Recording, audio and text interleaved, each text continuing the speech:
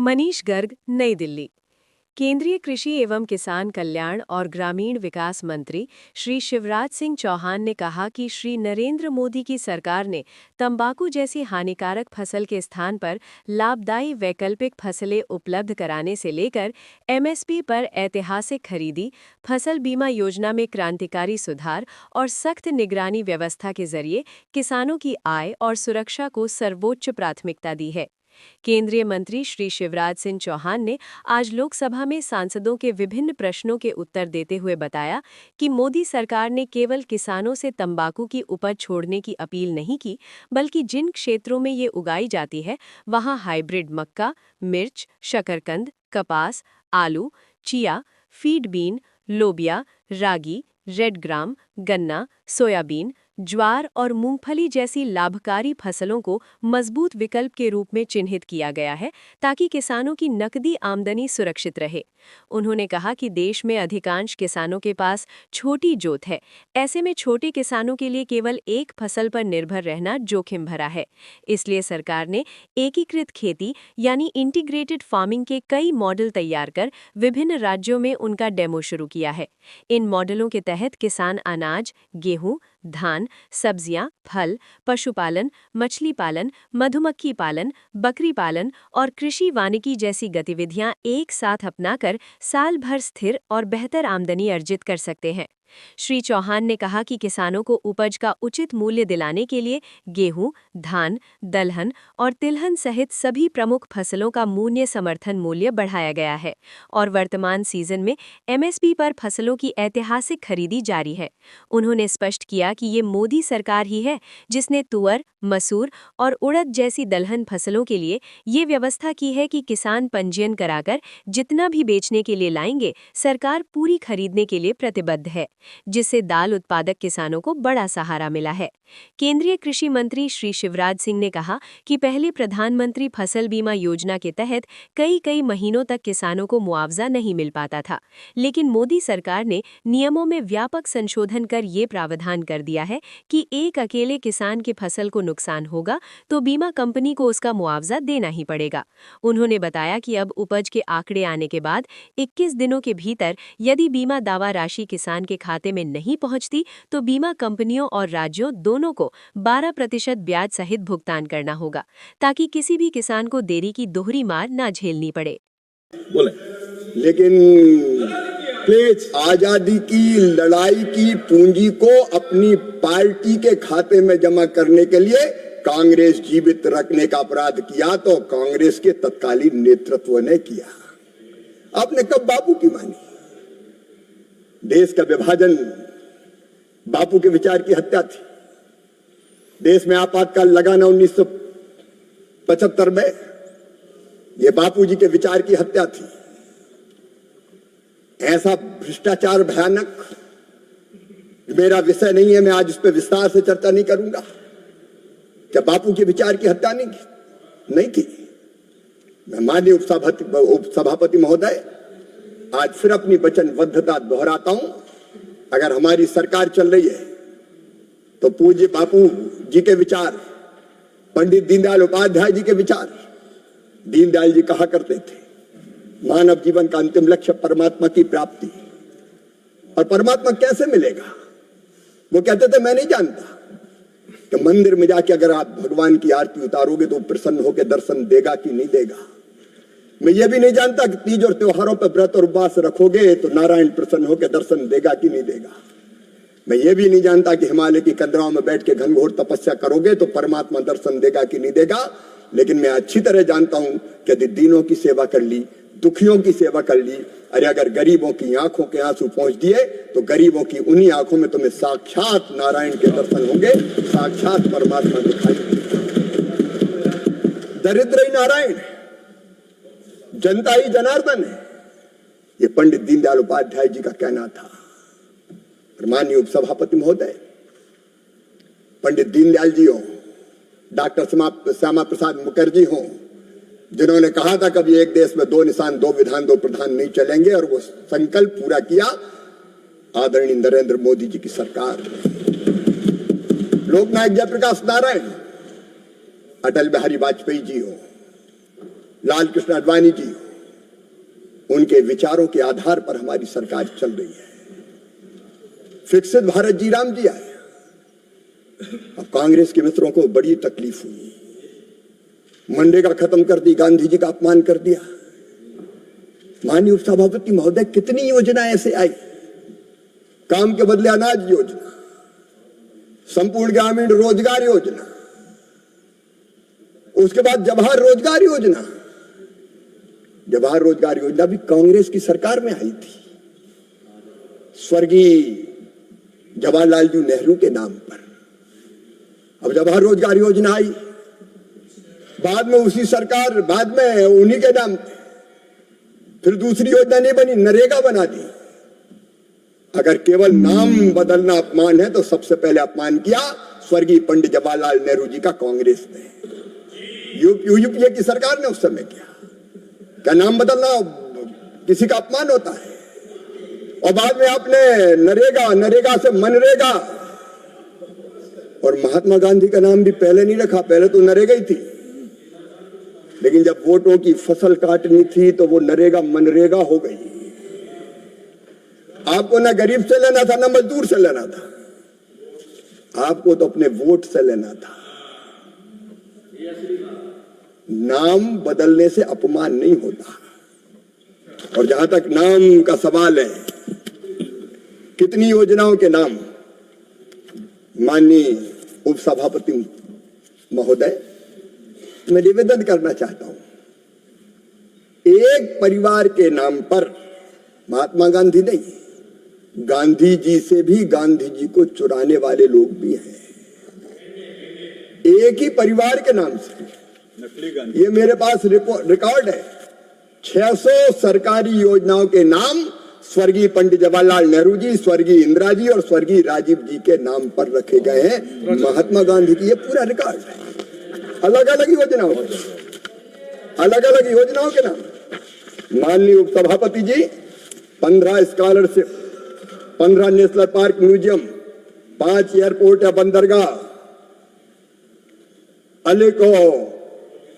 अनेकों योजनाओं के नाम, 16 राजीव जी के, 8 इंदिरा जी के, 3 जवाहरलाल जी के, और उसके साथ माननीय उपसभापति महोदय 74 सड़क जगह इमारत, 51 अवार्ड, 37 संस्थान चेयर फेस्टिवल, 39 चिकित्सा संस्थान और अस्पताल,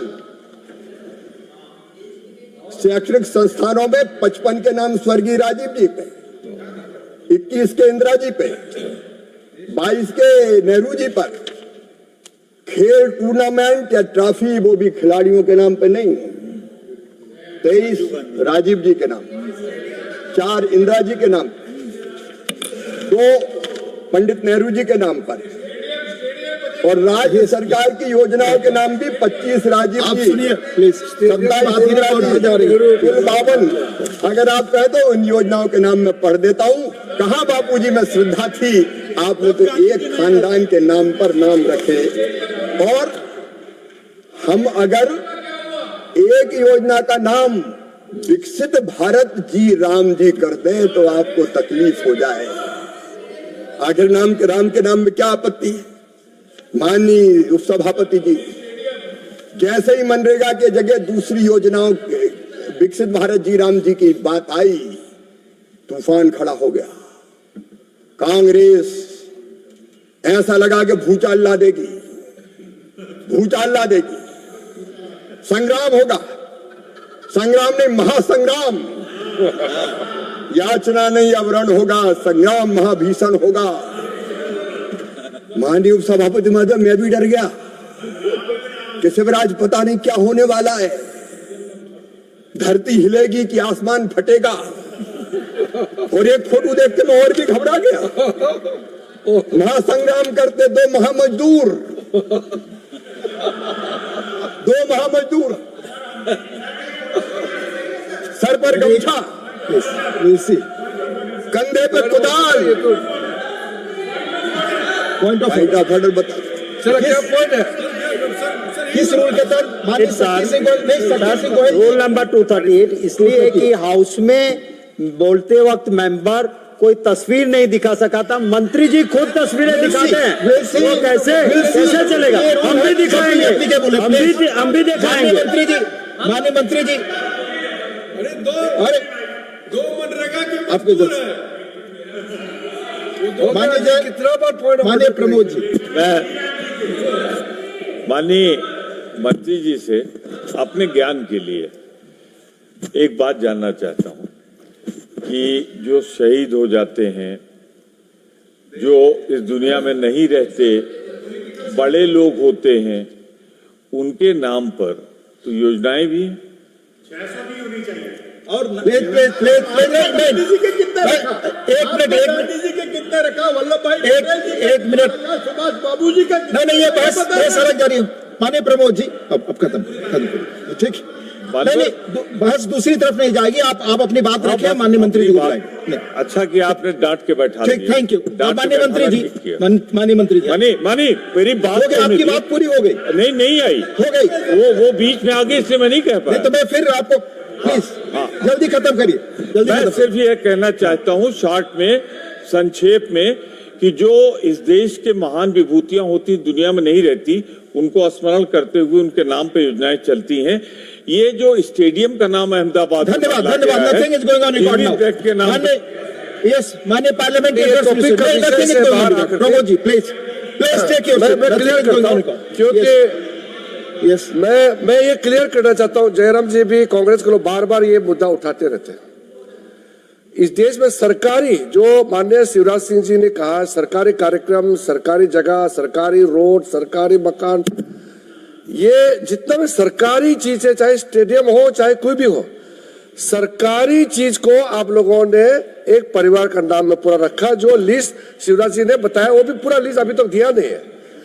एक जो बार बार आप लोग जिक्र करता है, वो भारत सरकार का पैसा से कोई लेना देना नहीं है, सरकार का कोई कार्यक्रम नहीं है।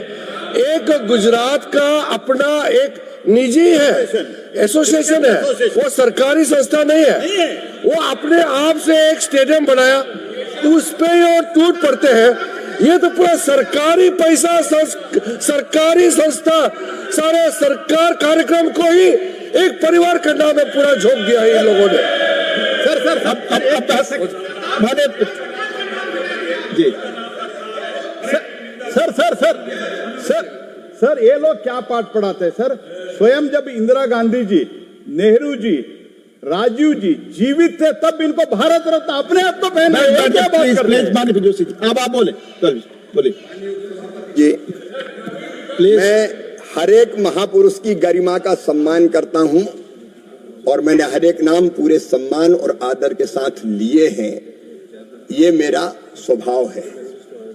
लेकिन माननीय उपसभापति महोदय, जब प्रमोद जी ने पूछा ही है, तो जिन्होंने ये उद्घोष किया था, तुम मुझे खून दो मैं तुम्हें आजादी दूंगा, उनके नाम पे कितनी योजनाएं रखी गई। महारानी लक्ष्मीबाई जिन्होंने कहा था खून की अंतिम बूंद दे दूंगी, अपनी झांसी नहीं दूंगी, कितने लोगों का नाम रखा था। पंडित राम प्रसाद बिस्मिल जिनने कहा था इलाही वो दिन भी आएगा जब अपना राज देखेंगे, जब अपनी जमी होगी और अपना आसमां होगा, कितनी योजनाओं का नाम रखा। चंद्रशेखर आजाद जी के नाम पे, शहीद आजम सरदार भगत सिंह जी के नाम पर कितनी योजनाओं का नाम रखा। मैं दर्जनों नाम महापुरुष हैं। हमारा देश धन्य है। और सरदार वल्लभ भाई पटेल जिनने पूरे देश को एक किया, 650 का विलय करके भारत को यह स्वरूप प्रदान किया। कितनी योजनाओं का नाम रखा। अगर प्रणाम करना है तो हर एक महापुरुष को प्रणाम करो, पार्टी और खानदान देखकर प्रणाम मत करो। लेकिन उपसभापति महोदय, मैं महासंग्राम की बात कर रहा था। सचमुच में मैं पहले डर गया था और इसलिए कई जगह गया। मैं ग्राम सभा में समझाया, भैया बीजी विकसित भारत जी राम जी है। अब मैंने देखा संग्राम कब होगा। पहले भीषण संग्राम की तारीख 5 जनवरी तय हुई। 5 जनवरी को हमने देखा कुछ नहीं हुआ, बोले अब 8 जनवरी को। 8 जनवरी को नहीं हुआ, फिर कहा 10 जनवरी को होगा। देश में कहीं संग्राम देखा माननीय उपसभापति महोदय? मैं देश भर में घूमता रहा कि कहां संग्राम है, संग्राम तो देखूं। और वो फोटो भी मैंने देखी, सर पे गमछा, कंधे पे कुदाल, लेकिन नीचे जीन्स का पैंट। संग्राम महाभीषण होगा। ऐसा मत डराया करो। माननीय उपसभापति जी, पत्ता भी नहीं हिला, पत्ता भी। ये इनका विश्वास है और ये इनकी हालत है। कहां मजदूर मैदान में उतरे, मैं पूछना चाहता हूं। कहां जनप्रतिनिधि मैदान में आए, कहां नरेगा कर्मी मैदान में आए। इसलिए माननीय उपसभापति महोदय कि मोदी जी के साथ विश्वास है, जनता है, सबका साथ, सबका विकास, सबका विश्वास और सबके प्रयास। और देश ने स्वीकार कर लिया कि विकसित भारत जी राम जी ये मनरेगा से बहुत बेहतर योजना है। और माननीय उपसभापति महोदय, वो भी बता रहा हूं। पहले तो मैं ये बता दूं कि आप बड़े चिंतित थे, कई माननीय सदस्यों ने, मैं उनका आदर करता हूं, लेकिन उनकी आशंकाओं का जवाब दे रहा हूं। पहले तो कहा कि बजट में प्रावधान ही नहीं होगा, ये सरकार खत्म करना चाहती मनरेगा। बजट कहां से आएगा, राज्य पैसा कहां से देंगे।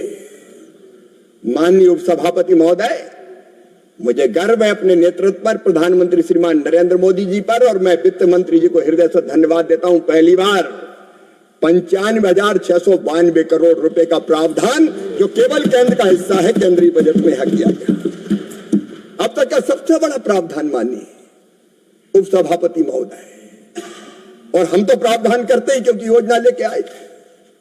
ये आशंका जता रहे थे, ये आशंका जता रहे थे कि राज्य सरकार पे विकास पैसा कहां से आएगा, राज्य सरकार बजट में कहां से प्रावधान करेगी। आज माननीय उपसभापति महोदय, ये योजना इतनी अच्छी है जिसको देश की जनता ने स्वीकारा है, प्रशंसा की है। राज्य सरकारों ने भी अपने बजट में प्रावधान कर दिया। आप जानते हैं इस समय राज्य सरकारों के बजट में प्रावधान हो रहे हैं। मैं उन राज्यों के नाम बताना चाहता हूं माननीय उपसभापति महोदय। आप कहते थे राज्यों के पास पैसा कहां से आएगा, पैसा कहां से आएगा, पैसा कहां से आएगा। भारत की आर्थिक स्थिति निरंतर मजबूत हो रही है। केंद्र का बजट भी बढ़ रहा है, राज्य का भी बढ़ रहा है। केंद्रीय करों में राज्यों को ज्यादा हिस्सा दिया जा रहा है। और इसलिए राज्य देखिए, झारखंड में हमारी सरकार नहीं है, झारखंड मुक्ति मोर्चा और आपकी सरकार है। बजट में प्रावधान कर दिया 1986 करोड़ रुपया। केरला हमारी सरकार नहीं है, लेफ्ट की सरकार है, प्रावधान कर दिया 1000 करोड़। पंजाब में संजय भाई हमारी सरकार नहीं है, आपकी सरकार है, प्रावधान किया 610 करोड़ 40 लाख रुपया। जम्मू कश्मीर हमारे मित्र कह रहे थे पैसा कहां से आएगा, वहां केवल 10% देना है राज्य को, 216 करोड़। हिमाचल प्रदेश, प्रमोद जी हमारी सरकार नहीं है, कांग्रेस की सरकार है, कांग्रेस की। आप कह रहे थे पैसा कहां से आएगा, हिमाचल ने प्रावधान कर दिया 143 करोड़ रुपया, सोचो, कांग्रेस की सरकार ने। मिजोरम में 130 करोड़ रुपया, तमिलनाडु ने प्रावधान किया, तेलंगाना प्रावधान कर रहा है, उत्तर प्रदेश 4578 करोड़, छत्तीसगढ़ 4500 करोड़, मध्य प्रदेश 4171 करोड़, बिहार 1892 करोड़, राजस्थान 4000 करोड़, आंध्र प्रदेश 3840 करोड़, उड़ीसा 2230 करोड़, आसाम 108 करोड़, मेघालय 800 करोड़, गुजरात 600 करोड़, मणिपुर 259 करोड़ 60 लाख, त्रिपुरा 173 करोड़, हरियाणा 148 करोड़, नागालैंड 118 करोड़, अरुणाचल प्रदेश 48.2 करोड़, उत्तराखंड 42.3 करोड़, सिक्किम 18.88 करोड़, गोवा क्योंकि उसमें गांव ही बहुत कम है 2.8 करोड़, महाराष्ट्र ने प्रावधान कर दिया। केवल एक सरकार रह गई जिसने प्रावधान नहीं किया जयराम जी, वो है कर्नाटक सरकार। यही एडवाइस किया है जयराम जी ने। कर्नाटक में शायद दादागिरी कर दी खड़गे जी ने,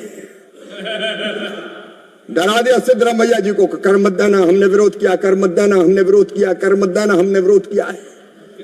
अब मुझे तो कांग्रेस की नीति, नेता और नियत ही पता नहीं चलती क्या है। एक नेता बजट में प्रावधान कर रहा है, एक मुख्यमंत्री बजट में प्रावधान करते हैं, दूसरे मुख्यमंत्री बजट में प्रावधान नहीं करते। ना नीति, ना नेता, ना नियत। कांग्रेस की हालत ये हो गई है कि एक दिल के टुकड़े हजार हुए, कोई इधर गिरा कोई उधर गिरा। ये आज कांग्रेस की स्थिति है। कोई प्रावधान कर रहा है, कोई नहीं कर रहा है, कोई मान रहा है, कोई नहीं मान रहा है। अब कांग्रेस की हालत क्या है आप सोच के देखिए। टुकड़े टुकड़े दिल हो गए। मुझे उसके बारे में विस्तार से बात नहीं करना, माननीय सभापति महोदय, लेकिन मैं ये भी निवेदन करना चाहता हूं मनरेगा के बारे में भी। मनरेगा को किसने ढंग से लागू किया? योजना यूपीए की सरकार थी। ये आरोप लगाते हैं कि हम योजना खत्म करना चाहते थे। अगर योजना समाप्त करना होता, मजदूरों का हित ध्यान में नहीं होता, तो योजना 14-15 में खत्म हो जाती।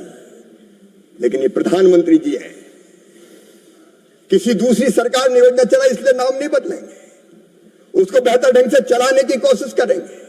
और मैं दावा करता हूं यूपीए की सरकार से कई गुना बेहतर अगर मनरेगा को चलाने का काम किया तो प्रधानमंत्री नरेंद्र मोदी जी की सरकार ने। और मैं केवल भाषण देकर नहीं कह रहा हूं, मैं तथ्यों के साथ कह रहा हूं।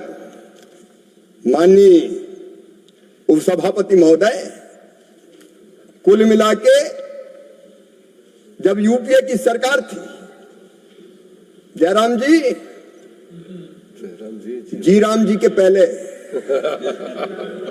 जब मनरेगा नाम था तब की बात कर रहा हूं, तब आपने खर्च किए 2,12,409 करोड़ 2006-07 से 13-14 तक।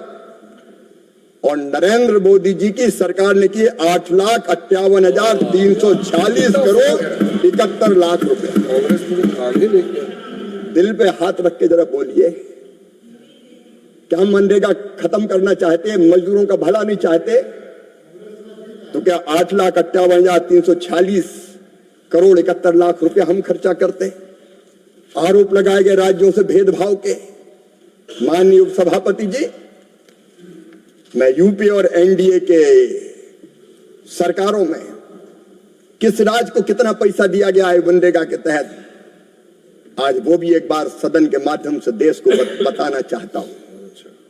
आंध्र प्रदेश, यूपीए की सरकार ने 26,260 करोड़ रुपया दिए और मोदी जी की सरकार ने 76,570 करोड़ 31 लाख रुपया दिए। अरुणाचल प्रदेश, आपने 393 करोड़ दिए, बस हमने दिए 3,787 crore.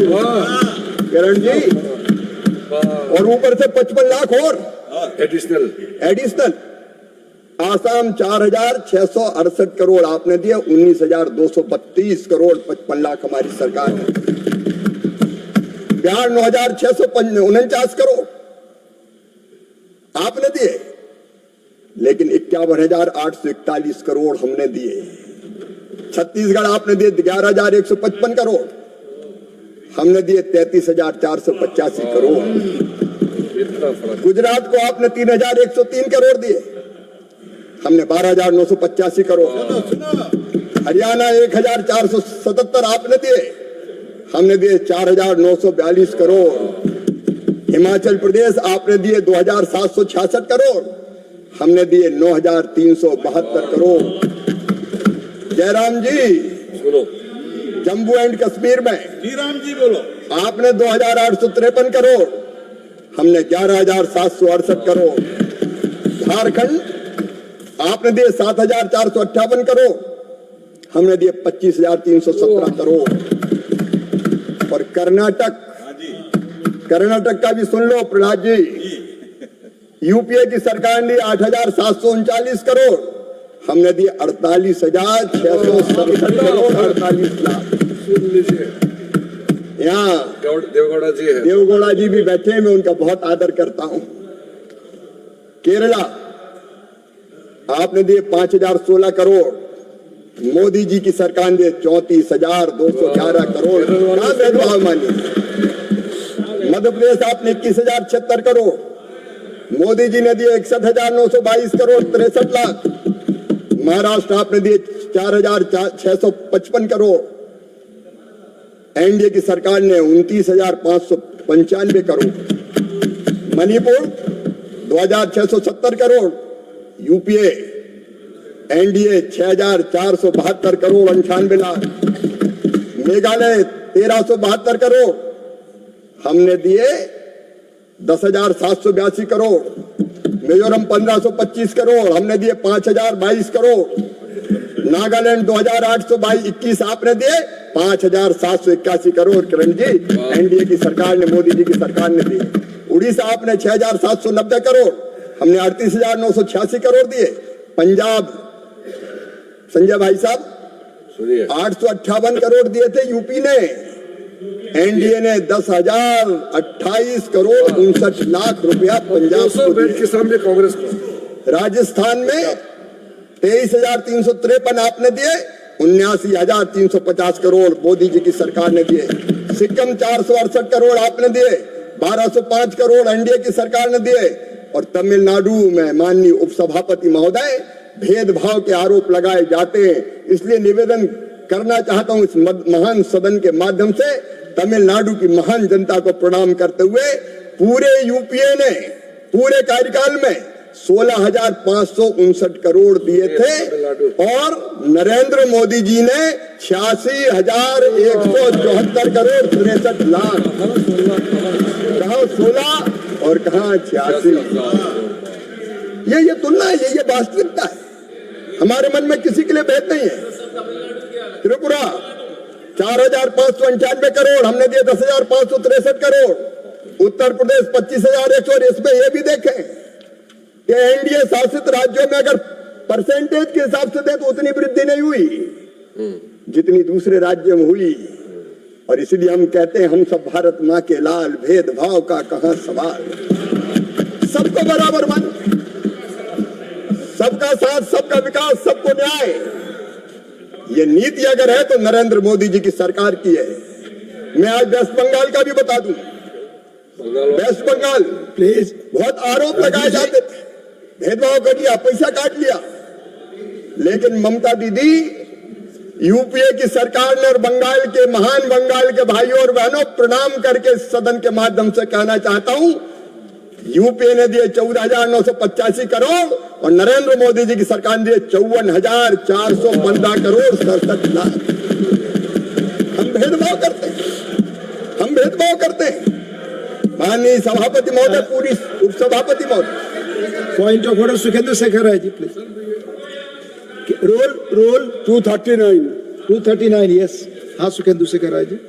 So, because the Honorable Minister has made certain remarks about West Bengal and how much money has been allotted to West Bengal, he has clarified. But through you, I am putting a question to the Honorable Minister under this rule 239, that whether it is a fact that the Calcutta High Court and the Supreme Court directed the Union government to release the pending funds to government of West Bengal in regard to Manrega. Thank you. Until today, Thank you. no fund has been allocated in spite of the court order. Thank you. Thank you. Clarify this point. Thank you. Thank you. माननीय उपसभापति महोदय, पहली बात तो मैंने ये बताया कि 54,415 करोड़ 67 लाख रुपया एनडीए की सरकार ने दिए। दूसरी बात मैं ये बताता हूं, माननीय उपसभापति महोदय, जब व्यापक पैमाने पर ये शिकायतें आई कि बंगाल में, it's not fair. Sukhendra Shekhar Rai senior, nothing is going on record. No, वहां की सरकार ने योजनाओं का दुरुपयोग किया। नो, आई अलाउड यू दुरुपयोग किया। आप बोले, आपकी बात रिकॉर्ड पे जाएगी। मजदूर के बजाय मशीनों से काम, ठेके पे काम, एक काम को कई टुकड़ों में बांट के लाभ कमाना और केवल जनता के हक को लूट के अपने केडर के पेट भरने का काम किया। तब हमने रोक लगाई। माननीय सभा टीम गई वहां, टीम ने पश्चिम बंगाल में निरीक्षण किया और राज्य सरकार को कहा कि ये गड़बड़ें हो रही है, इन गड़बड़ों को रोकिए। पश्चिम बंगाल ने गड़बड़ें नहीं रोकी और इसलिए तब उस पैसे पर रोक लगाई गई। लेकिन इसके बाद माननीय उपसभापति महोदय, मनरेगा चालू करने का निर्देश और आदेश यहां से हुआ पश्चिम बंगाल को। लेकिन हमने हाई कोर्ट ने जो कहा वो शर्त लगाई कि पैसे का मिसयूज नहीं होगा, दुरुपयोग नहीं होगा। हमने शर्तें लगाई तो वो शर्त फाड़ के फेंक दी गई। और इसलिए माननीय उपसभापति महोदय वहां राशि रुकी थी, लेकिन हाई कोर्ट के हर फैसले को मानने के लिए हम प्रतिबद्ध हैं और पश्चिम बंगाल की महान जनता के कल्याण में हमारी सरकार कोई कसर नहीं रखेगी। मेरे ही विभाग में प्रधानमंत्री ग्रामीण सड़क विभाग आता है, उसके पैसे पश्चिम बंगाल को दिए गए। कृषि विभाग की सारी योजनाओं के पैसे पश्चिम बंगाल को दिए गए। जहां गड़बड़ होगी माननीय उपसभापति महोदय, वहां तो कार्रवाई करनी पड़ेगी, केवल खाने के लिए पैसा नहीं दिया जाता। टीएमसी सरकार। माननीय उपसभापति महोदय, मैं आज ये पूछना चाहता हूं, दिक्कत क्या है विकसित भारत जी राम जी से? मनरेगा ने, माननीय उपसभापति महोदय, मनरेगा में जब व्यापक पैमाने पर गड़बड़ें प्रकाश में आई, Nothing is going on record. बैठे आप। आज मैं इस महान सदन के माध्यम से उपसभापति महोदय कहना चाहता हूं, मनरेगा में गड़बड़ी की अनेक शिकायत थी और ये शिकायत सोशल ऑडिट में भी आई और थोड़ी बहुत नहीं थी। 11 लाख शिकायतें की गई, 11 लाख शिकायतें राशि के दुरुपयोग की आम जनता ने की, सोशल ऑडिट में की। मजदूर नहीं, मशीनें काम कर रही है, ठेकेदार काम कर रहे हैं, एक काम के कई टुकड़े करके दिए जा रहे हैं। माननीय उपसभापति महोदय, मैं दिल्ली के एक परिवार में एक दिन भोजन करने गया। उस भोजन में घर में काम करने वाली जो झाड़ू पोंछा बर्तन करती है, वो बहन नहीं थी। तो ऐसी चर्चा में बात निकल आई कि आज तो काम वाली बाई नहीं आई। मैंने पूछा कि ये बात क्या हो गई, क्यों नहीं आई? ऐसी चर्चा हो रही थी तो उनने जवाब दिया कि वो हर 3 महीने में अपने गांव जाती है। इनका गांव परिवार से मिलने जाती होगी। बोले परिवार से मिलने नहीं जाती, मनरेगा के पैसे बैंक से निकालने जाती है। एक ऐसी घटना नहीं, उपसभापति महोदय, ऐसी लाखों लाख घटनाएं थी कि मजदूर काम ही नहीं कर रहे थे, फर्जी बिल बनते थे, फर्जी वाउचर बनते थे, फर्जी जॉब कार्ड बनते थे और मजदूर का पैसा खाते में डाल के बंदर बांट हो जाती थी। 20% तू ले जा, 80% हमें दे जा। ये व्यापक पैमाने पर, ये शिकायत। सुखेंद्र शेखर राय जी, आप you are very well behaved person, please nothing is going out. No, I am not allowed. और ये मैं किसी एक राज्य के बारे में नहीं कह रहा हूं सभापति, आपकी बात ही रिकॉर्ड पे जा रही है, आप बोलो। ये किसी एक राज्य के बारे में नहीं कह रहा, व्यापक पैमाने पर अलग अलग राज्यों से इस तरह की शिकायतें आना प्रारंभ हुई और तब यह विचार हुआ, क्या मनरेगा अपने उद्देश्य में सफल रही है? माननीय उपसभापति महोदय, कई जगह मजदूरों की उम्र देखी तो मैं हैरत में रह गया। 80 साल की मां मनरेगा की मजदूर है, 78-75 साल की मां मजदूरी की करने जा रही है। और इसलिए एक बार व्यापक पैमाने पर जांच पड़ताल में सामने आया कि व्यापक पैमाने पर हेराफेरी हो रही है और इसलिए एक विचार और मन में आया। मैं आपके माध्यम से निवेदन करना चाहता हूं, इतनी बड़ी धनराशि जो मैंने अभी बताया, लगभग 8.5 लाख करोड़ से ज्यादा तो ये एनडीए की सरकार में खर्च किए गए। ये राशि बंदर बांट में जानी चाहिए क्या? इस राशि से मजदूर का भला नहीं होना चाहिए क्या? इस राशि से गांव का विकास नहीं होना चाहिए क्या? विकसित भारत के लिए विकसित गांव के निर्माण में राशि काम नहीं आनी चाहिए? और तब ये विचार आया कि अब समय आ गया है, छोटे मोटे सुधार पहले होते रहे, सीधे खाते में पैसे डालने की व्यवस्था से लगा के कई तरह के प्रयत्न किए, लेकिन तब ये विचार मन में आया कि अब ठेगड़े लगाने से काम नहीं चलेगा, मनरेगा के पूरे स्वरूप को बदलने की जरूरत है ताकि इस पैसे का सही उपयोग मजदूर के लिए भी हो और मजदूर के साथ साथ गांव के विकास के लिए भी हो। और तब पूरा विचार करके लाई गई विकसित भारत जी राम जी योजना। पूरे विचार के बाद लाई गई, अचानक नहीं लाई गई। और उसमें माननीय उपसभापति महोदय क्या प्रावधान किए, मैं पूछना चाहता हूं। इस पूरी मनरेगा की मूल थीम और प्राण अगर थी तो गरीब मजदूर को रोजगार, और आज मैं कह रहा हूं ये जो मूल भाव था, इस भाव को और मजबूत किया गया है। 100 दिन नहीं, 125 दिन का रोजगार सुनिश्चित किया जाएगा, उसकी गारंटी देने का काम था। अब इसमें आपत्ति क्या है माननीय उपसभापति महोदय? क्यों महासंग्राम होगा जब मजदूर को 125 दिन काम की गारंटी है? और केवल गारंटी नहीं है, उसके बजट में प्रावधान है। केंद्र और राज्य का पैसा आप मिला लें तो एक अनुमान के हिसाब से ये 1,51,282 करोड़ रुपया होता है। माननीय उपसभापति महोदय, यूपीए की सरकार ने तो कभी 40,000 करोड़ से एक साल में ज्यादा खर्च नहीं किया, और जयराम जी जानते हैं अच्छी तरह, एक बार 40,000 करोड़ तक गया, फिर घटा के 33,000 करोड़ कर दिया, उसी में कटौती, केवल दिखावे के लिए योजना चलती रही। लेकिन अब बजट में पर्याप्त प्रावधान, एक तरफ 125 दिन के रोजगार की गारंटी, लेकिन दूसरी तरफ क्या इतनी विशाल धनराशि का उपयोग गांव के विकास में नहीं होना चाहिए? 1,51,282 करोड़ रुपया 5 साल में अगर देखोगे तो लगभग 8 लाख करोड़ रुपया आएगा। माननीय उपसभापति महोदय, 2,86,000 पंचायतें, 8 लाख करोड़ रुपया 2,86,000 पंचायतों के बीच में वितरित कीजिए, बांटिए 5 साल में, तो एक पंचायत में 2.25 से लेकर 3 करोड़ रुपया तक एक पंचायत में आएगा। और अगर माननीय उपसभापति महोदय जनता के इस धन का सही उपयोग पंचायत के विकास में हो जाए तो गांव स्वर्ग बन जाएगा, गांव पूरी तरह से विकसित हो जाएगा। और गांव के बिना विकसित भारत का सपना पूरा नहीं हो सकता, संकल्प पूरा नहीं हो सकता, महात्मा गांधी का संकल्प सपना पूरा नहीं हो सकता। ये विकसित भारत जी राम जी मोदी जी ने महात्मा गांधी के संकल्प को पूरा करने के लिए बनाई है। इसमें एक तरफ मजदूर को रोजगार, दूसरी तरफ गांव का संपूर्ण विकास, और गांव के विकास के लिए कौन कौन से काम मैं बताना चाहता हूं उपसभापति महोदय। जल संरक्षण के काम, गांव का पानी गांव में, खेत का पानी खेत में, जल संरक्षण की बात बापू भी करते थे माननीय उपसभापति महोदय। और इसलिए चेक डैम, स्टॉप डैम, बोरी बंधान, तालाब, पुनर्तानोवा का जीर्णोद्धार, पुनरुद्धार, अलग अलग तरह की कई काम इसमें होंगे। लेकिन दूसरा प्रधानमंत्री का संकल्प है, मोदी जी का, संपूर्ण विकसित गांव। और संपूर्ण विकसित गांव एक आरोप हम पे लगाया गया, चर्चा में भी लगाया गया कि केंद्र भी योजनाएं थोप देगा, गांव के पास काम तय करने का अधिकार नहीं होगा। ये उल्टा मनरेगा में होता था, राज्य योजना थोप देता था कि फलाने काम करो, फलाने काम करो।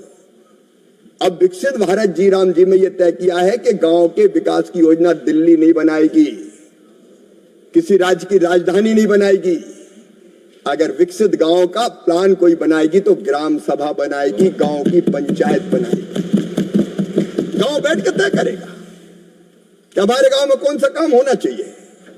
और इसलिए गांव में सड़क हो, पुल पुलिया हो, पंचायत भवन हो, आंगनबाड़ी केंद्र हो, ग्रामीण पुस्तकालय हो, विद्यालय हो, किचन हो, अतिरिक्त कक्ष हो, स्कूल परिसर की बाउंड्री हो, खेल के मैदान हो, शांति धाम हो, सामुदायिक कार्य हो, ठोस तथा तरल अपशिष्ट प्रबंधन हो, सामुदायिक स्वच्छता परिसर हो, कचरा पृथक्करण हो, सोलर लाइट हो, ग्रामीण पार्किंग क्षेत्र हो, परिवहन शेड हो, जल आपूर्ति सुनिश्चित करने के लिए जल जीवन मिशन के कामों का रखरखाव हो, कोई भी विकास, क्या खेत की सड़क हो, कोई भी काम जो ग्राम सभा तय करेगी वो विकसित भारत जी राम जी के अंतर्गत ये सारे काम किए जाएंगे।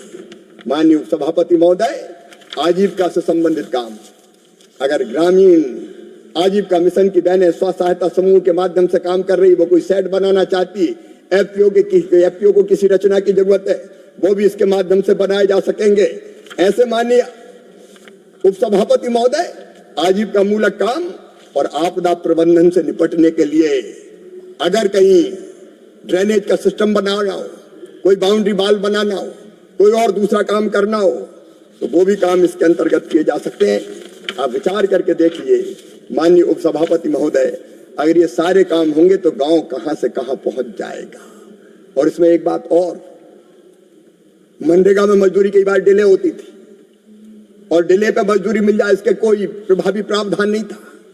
हमने इसमें प्रावधान किया कि मजदूर को मजदूरी अगर देश से मिली तो मैं ब्याज के मजदूरी देनी पड़ेगी, उसका ब्याज भी देना पड़ेगा, प्रावधान हमने किया। बेरोजगारी भत्ता नाम मात्र के लिए था, लेकिन इसमें तय किया कि रोजगार नहीं दे पाए 15 दिन के अंदर तो बेरोजगारी भत्ता देना भी सुनिश्चित किया जाएगा। ये प्रावधान भी इसके अंदर किया है। और एक बात और मैं आपके माध्यम से मनरेगा कर्मियों को कहना चाहता हूं, जो रोजगार सहायक है, मैट है, अन्य मनरेगा कर्मी है, उनको 3-3, 4-4 महीने तक तनख्वाह नहीं मिलती थी, वेतन नहीं मिलता था। जो प्रशासनिक व्यय वो अफसर इधर उधर खर्च कर देते थे। मनरेगा के कर्मियों को ये मजदूरी नहीं मिलती थी, वेतन नहीं मिलता था। अब प्रशासनिक व्यय बढ़ा के हमने 6% से कर दिया 9%, और उसमें भी नियमों में सुनिश्चित करेंगे कि रोजगार सहायक हो, मैट हो या काम करने वाला दूसरा मनरेगा जो बीजी विकसित भारत जी राम जी योजना में काम करने वाला दूसरा कर्मचारी, उसकी तनख्वाह पहले जाएगी, उसका वेतन, उसका मानदेय पहले जाएगा। इसका भी हम नियमों में प्रावधान करने का प्रयत्न करेंगे। माननीय उपसभापति महोदय, एक बात पर बड़ी चर्चा हो, 60 दिन काम नहीं देंगे, 60 दिन काम नहीं देंगे। माननीय उपसभापति महोदय, मैंने नहीं, जब माननीय शरद पवार जी कृषि मंत्री थे तो उनने भी चिंता व्यक्त की थी। रघुवंश बाबू, स्वर्गीय रघुवंश बाबू ने, जब ये योजना बन रही थी तब किसी ने कहा 100 दिन से ज्यादा रोजगार क्यों नहीं, तो उन्हें खेती के कामों की चिंता की थी कि मजदूर नहीं मिलेंगे खेती के काम के लिए। आखिर हमारे छोटे छोटे किसान है, 86% किसान हमारा सीमांत लघु है, इसलिए इस बात का भी प्रावधान किया है कि 60 दिन जब राज्य शासन चाहे तो इस काम को बंद कर सकेंगे जब खेती का पीक सीजन हो, ताकि खेती में भी मजदूर मिल जाए, किसान का भी काम हो जाए, किसान की भी जय जय और मजदूर की भी जय जय। ऐसी योजना बनाइए, विकसित भारत जी राम जी योजना। अब इसमें माननीय उपसभापति महोदय, आपत्ति क्या है ये मैं समझ नहीं पा रहा हूं, और इसलिए ये अच्छी योजना थी तो माननीय उपसभापति महोदय, महासंग्राम तो क्या संग्राम का कहे। अच्छा, आप तो ये भी नहीं कह रहे कि संग्राम होगा, भूल ही गए। क्यों इतना डराया, पहले ये बताओ। डराने के बाद अब भूल गए। अब तो ये कांग्रेस तो माननीय उपसभापति महोदय आपदा में अवसर ढूंढती है। उस समय लगा के अभी मजा आ जाएगा, मजदूर सड़क पे आ जाएंगे, मोदी जी को घेर लेंगे, कुछ नहीं हुआ। अब ये मिडिल ईस्ट के चक्कर में घेरने, इनको इससे मतलब थोड़ी कि गैस मिले जनता को कि नहीं मिले, इनको तो लगता बस मोदी फंसे, अब मोदी फंसे, अब मोदी फंसे, मजा आ गया यार, बोले गैस नहीं मिल रही है। इस मानसिकता में काम करने वाले लोग। दुख की बात। माननीय उपसभापति जी, मैं कुल ग्रामीण बजट विभाग के बारे में कहना चाहता हूं। 2004 से 14 के बीच केवल 4,90,000 करोड़ रुपया खर्चा हुए थे। 2014 के बाद पिछले साल तक 15,20,000 करोड़ रुपया खर्च करने का काम एनडीए की सरकार ने किया। हमारे ग्रामीण विकास के प्रति यह हमारी दृष्टि और दृष्टिकोण है। माननीय उपसभापति महोदय, ग्रामीण विकास के बाकी कामों के लिए, रोजगार के लिए तो 1.25 लाख करोड़ का प्रावधान है। ग्रामीण आवास के लिए 54,916 करोड़ का प्रावधान है। दीनदयाल अंत्योदय योजना के लिए 19,200 करोड़ का, और प्रधानमंत्री ग्राम सड़क योजना के लिए 19,000 करोड़ का प्रावधान है। और राष्ट्रीय सामाजिक सहायता कार्यक्रम के लिए भी 9,771 करोड़ रुपए का प्रावधान है। वाटर सेट के लिए भी 2,500 करोड़ रुपए का प्रावधान। ग्रामीण विकास के इतिहास में सर्वाधिक प्रावधान के लिए मैं प्रधानमंत्री जी को प्रणाम करता हूं और वित्त मंत्री जी को हृदय से बधाई देता हूं। इनके समय गांव की हालत क्या थी? माननीय उपसभापति महोदय, मैं गांव में पैदा हुआ और गांव से पढ़ने भोपाल आए तो 13 किलोमीटर पैदल कीचड़ में चल के आते थे, तब कहीं बस मिलती थी, आने जाने के रास्ते नहीं थे। बरसात में गांव टापू बन जाते थे, टापू। अगर बरसात के महीने में कोई बीमार हो जाए तो खटिया पे डाल के डोली बना के कंधों पे लाद के सड़क तक लाने के अलावा कोई रास्ता नहीं बचता था। सड़क तक आते आते बच गए तो ठीक है, नहीं रास्ते में राम नाम सत्य हो जाता था और खटिया अर्थी बन के शमशान घाट पहुंचती थी, अस्पताल नहीं पहुंच पाती थी। यह हालत थी गांव की। कितने दिन आपने राज किया? 1947 से लेके 1964 तक स्वर्गीय पंडित जवाहरलाल नेहरू जी, थोड़े से कार्यकाल के लिए स्वर्गीय लाल बहादुर शास्त्री जी आए, फिर इंदिरा जी ने सरकार चलाई, फिर राजीव जी ने सरकार चलाई। आज मैं पूछना चाहता हूं, क्यों तुमने गांव की सड़कें नहीं बनाई? क्यों गांव को बेहाली और बदहाली के, क्यों बदहाल और बेहाल गांव को क्यों छोड़ा? कोई सड़क नहीं, कोई रास्ता नहीं। माननीय उपसभापति महोदय, जब 1977 में पहली बार जनता पार्टी की सरकार बनी और स्वर्गीय मोरारी जी भाई देसाई देश के प्रधानमंत्री बने, तब कुछ गांव ने मुरम रोड देखे पहली बार। नहीं तो गड़वाट कांग्रेस का पहचान थी, गांव की गड़वाट।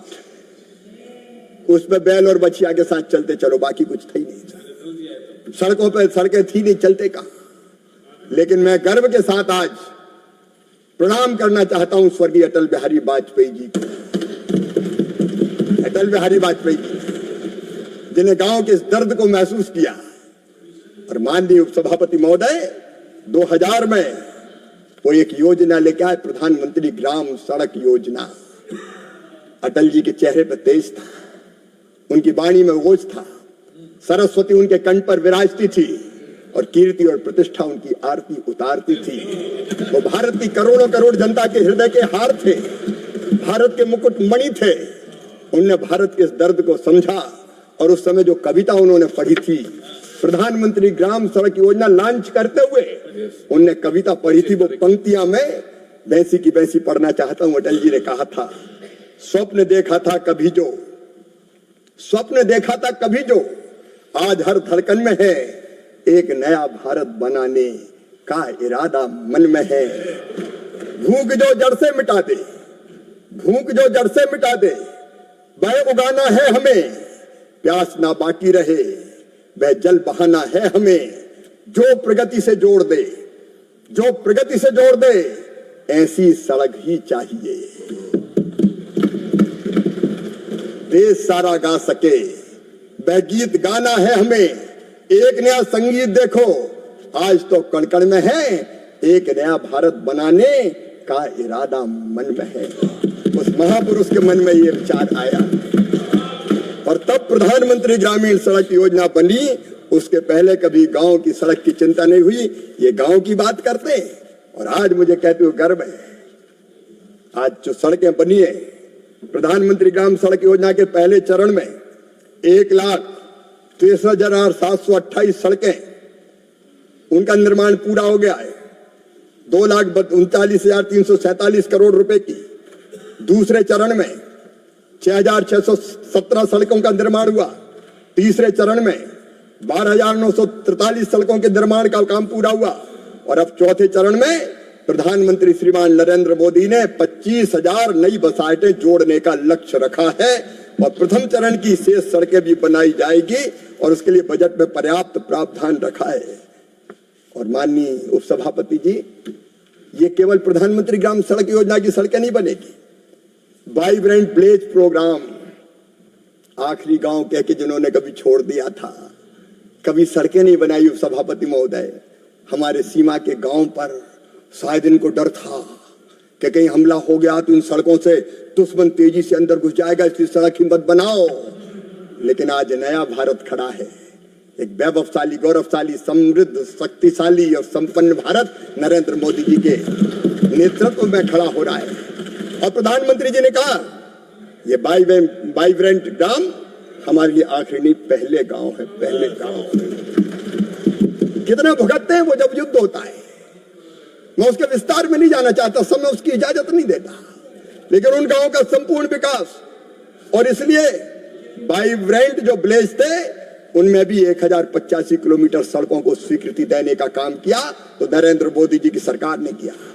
और केवल इतनी धरती आबा जनजाति ग्राम उत्कर्ष अभियान के अंतर्गत 8,617 सड़कें आदिवासी क्षेत्र में बनाई गई। और प्रधानमंत्री अनुसूचित जाति अभ्युदय योजना PM अजय, उसके अंतर्गत भी वहां सड़कें बनाने का काम शुरू किया गया। और वामपंथी उग्रवाद प्रभावित क्षेत्रों के लिए सड़क संपर्क परियोजना अलग बनाई गई। मैं आज भारत के यशस्वी गृह मंत्री अमित शाह जी को, माननीय उपसभापति महोदय, बधाई देना चाहता हूं। वामपंथी उग्रवाद से पीड़ित जिलों में सड़कों का निर्माण हो, वो उनके अध्यक्षता की कमेटी उसके लिए स्वीकृति देती है। और केवल वामपंथी उग्रवाद नहीं, इनके समय तो वामपंथी उग्रवाद पनपा, लेकिन प्रधानमंत्री जी के नेतृत्व में भारत के गृह मंत्री अमित शाह ने यह संकल्प लिया कि मार्च के अंत तक हम नक्सलिज्म को समाप्त कर कर ही चैन की सांस लेंगे। निर्दोष आदिवासियों का रक्त नहीं बहेगा। वो गांव में कभी घुस नहीं सकते थे, बस्तर के जंगल। आज विकास और निर्माण की नई गाथाएं लिखी जा रही है। आज वहां बारूदी सुरंगों में विस्फोट नहीं होता, होली के रंग खेले जाते हैं। माननीय उपसभापति महोदय, तेजी से शांति स्थापित करने का काम वहां किया जा रहा है और इस काम के लिए अमित शाह जी का नाम इतिहास में दर्ज होगा और सम्मान के साथ लिया जाएगा। हम उन इलाकों में भी सड़कें बनाने का महाअभियान चला रहे हैं और सड़क बनती है तो माननीय उपसभापति महोदय केवल सड़कें नहीं बनती, लोगों की जिंदगी बदलती है। जब सड़क नहीं होती तो बच्चे स्कूल नहीं जा पाते, कीचड़ के कारण घर में ही बिना पढ़े रह जाते हैं। बेटियों के तो स्कूल जाने का सवाल नहीं है, बेटियां स्कूल नहीं जा पाती थी, बीमारों का इलाज नहीं हो पाता था। ये सड़कें हैं जिनके निर्माण के कारण मातृ मृत्यु दर और शिशु मृत्यु दर में कमी हुई है, क्योंकि डिलीवरी, इंस्टीट्यूशनल डिलीवरी की संख्या बढ़ी है। सड़क के कारण गाड़ी आती है और ले जाती अस्पताल में, तो अस्पताल में डिलीवरी होने के कारण चच्चा और बच्चा भी सुरक्षित रहते हैं। जब सड़कें नहीं थी, किसान को पूरी कीमत नहीं मिलती थी।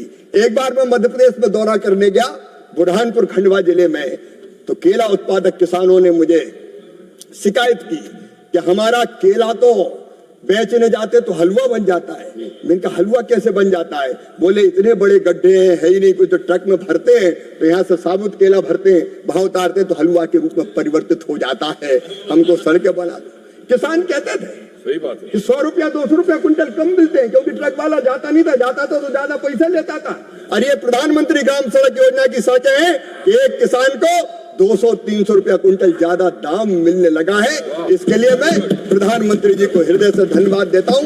इम्पैक्ट असेसमेंट हुआ है, ये बाकायदा थर्ड पार्टी इम्पैक्ट असेसमेंट में जो बातें आई है वो बातें मैंने दोहराने की बात कही है।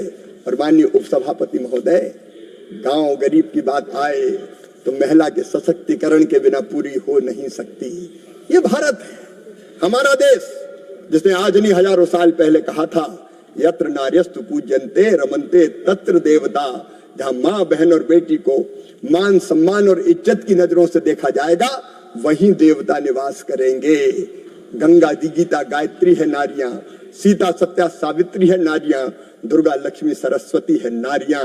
हमेशा देवी मान के जिस देश में माँ, बहन और बेटी की पूजा की, कालांतर में माननीय उपसभापति महोदय, कालांतर में देश की गुलामी के बाद माता और बहन के बारे में दृष्टिकोण बदला और बाद में तो हालत ये हो गई कि चिंता पैदा हो गई देश में।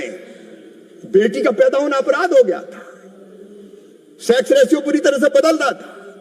कई राज्य में ऐसे 1000 बेटों पे केवल 800 बेटियां पैदा हो रही थी, 810, 812 बेटियां। और तब अगर चिंता की तो इस सरकार ने, मुझे ये कहते हुए गर्व है कि हमारी सरकार है जिस राज्य में बनी, महिला के सशक्तिकरण के व्यापक पैमाने पर काम हाथ में लिए गए। जब प्रधानमंत्री नरेंद्र मोदी जी गुजरात के मुख्यमंत्री थे तब बेटी बचाओ बेटी पढ़ाओ अभियान चलाया गया। कन्या स्कूल जाए इसके लिए विशेष रूप से अभियान चलाए गए। प्रधानमंत्री मातृ वंदना जैसी योजना प्रधानमंत्री नरेंद्र मोदी जी लेके आए और मेरे जैसे अदने कार्यकर्ता जब मध्य प्रदेश जैसे राज्य के मुख्यमंत्री बने तो हमने लाडली लक्ष्मी जैसी योजना बनाई और ये तय किया कि मध्य प्रदेश की धरती पर बेटी पैदा होगी तो बोझ नहीं वरदान होगी। बेटी के पैदा होते ही हमारी कल्पना थी कि बेटी लखपति पैदा होनी चाहिए, बेटी के पैदा होते ही इतने पैसे उसके अकाउंट में डालेंगे कि वो 5वीं पास करके 6वीं में जाए तो 2000, 8वीं पास करके 9वीं में जाए तो 4000, 10वीं पास करके 11वीं में जाए तो 6000, 12वीं में 12500, कॉलेज में फिर 12500 और 21 साल की होगी तो सीधे 1,18,000 रुपया मिल जाएंगे। बेटी पैदा होगी तो लखपति ही पैदा होगी, ये संकल्प लिया। ये भारतीय जनता पार्टी की सरकारों का दृष्टिकोण था और उसके कारण परिवर्तन आए। लाडली लक्ष्मी जैसी योजना, प्रधानमंत्री मातृ वंदना जैसी योजना ने मातृ मृत्यु दर, उन्हीं बेटियों ने सबसे पहले मुझे मामा कहना शुरू किया और आज मध्य प्रदेश में 56 लाख लाडली लक्ष्मी बेटियां हैं जिन बेटियों को मैंने गोद में खिला के, बाहों में झुला के, उछाल के मैं गोद में लेता था, वो अब कॉलेज में पढ़ती है और मामा मामा कहती तो मेरा रोम रोम पुलकित हो जाता और जिंदगी धन्य हो जाती है, जिंदगी धन्य हो जाती है सचमुच में। ऐसे एक नहीं अनेकों योजनाओं की श्रृंखला है जो भाजपा शासित राज्यों ने चलाई।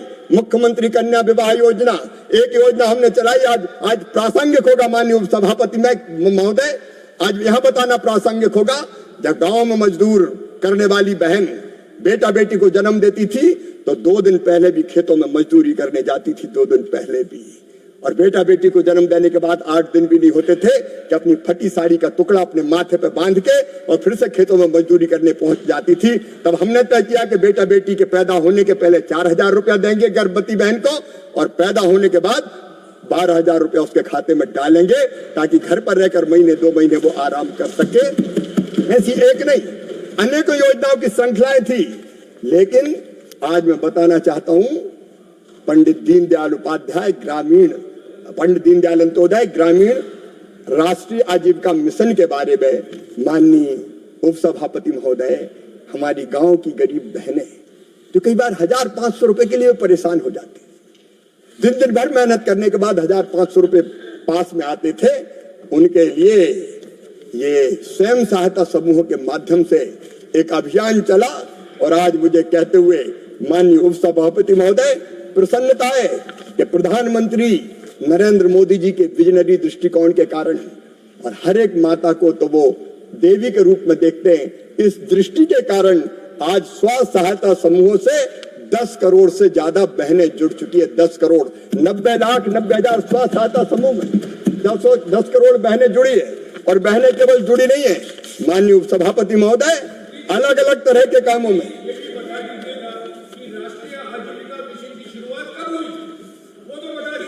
वो बता रहा हूँ रमेश जी, अब गुस्सा क्यों हो जाते थे? बता रहे।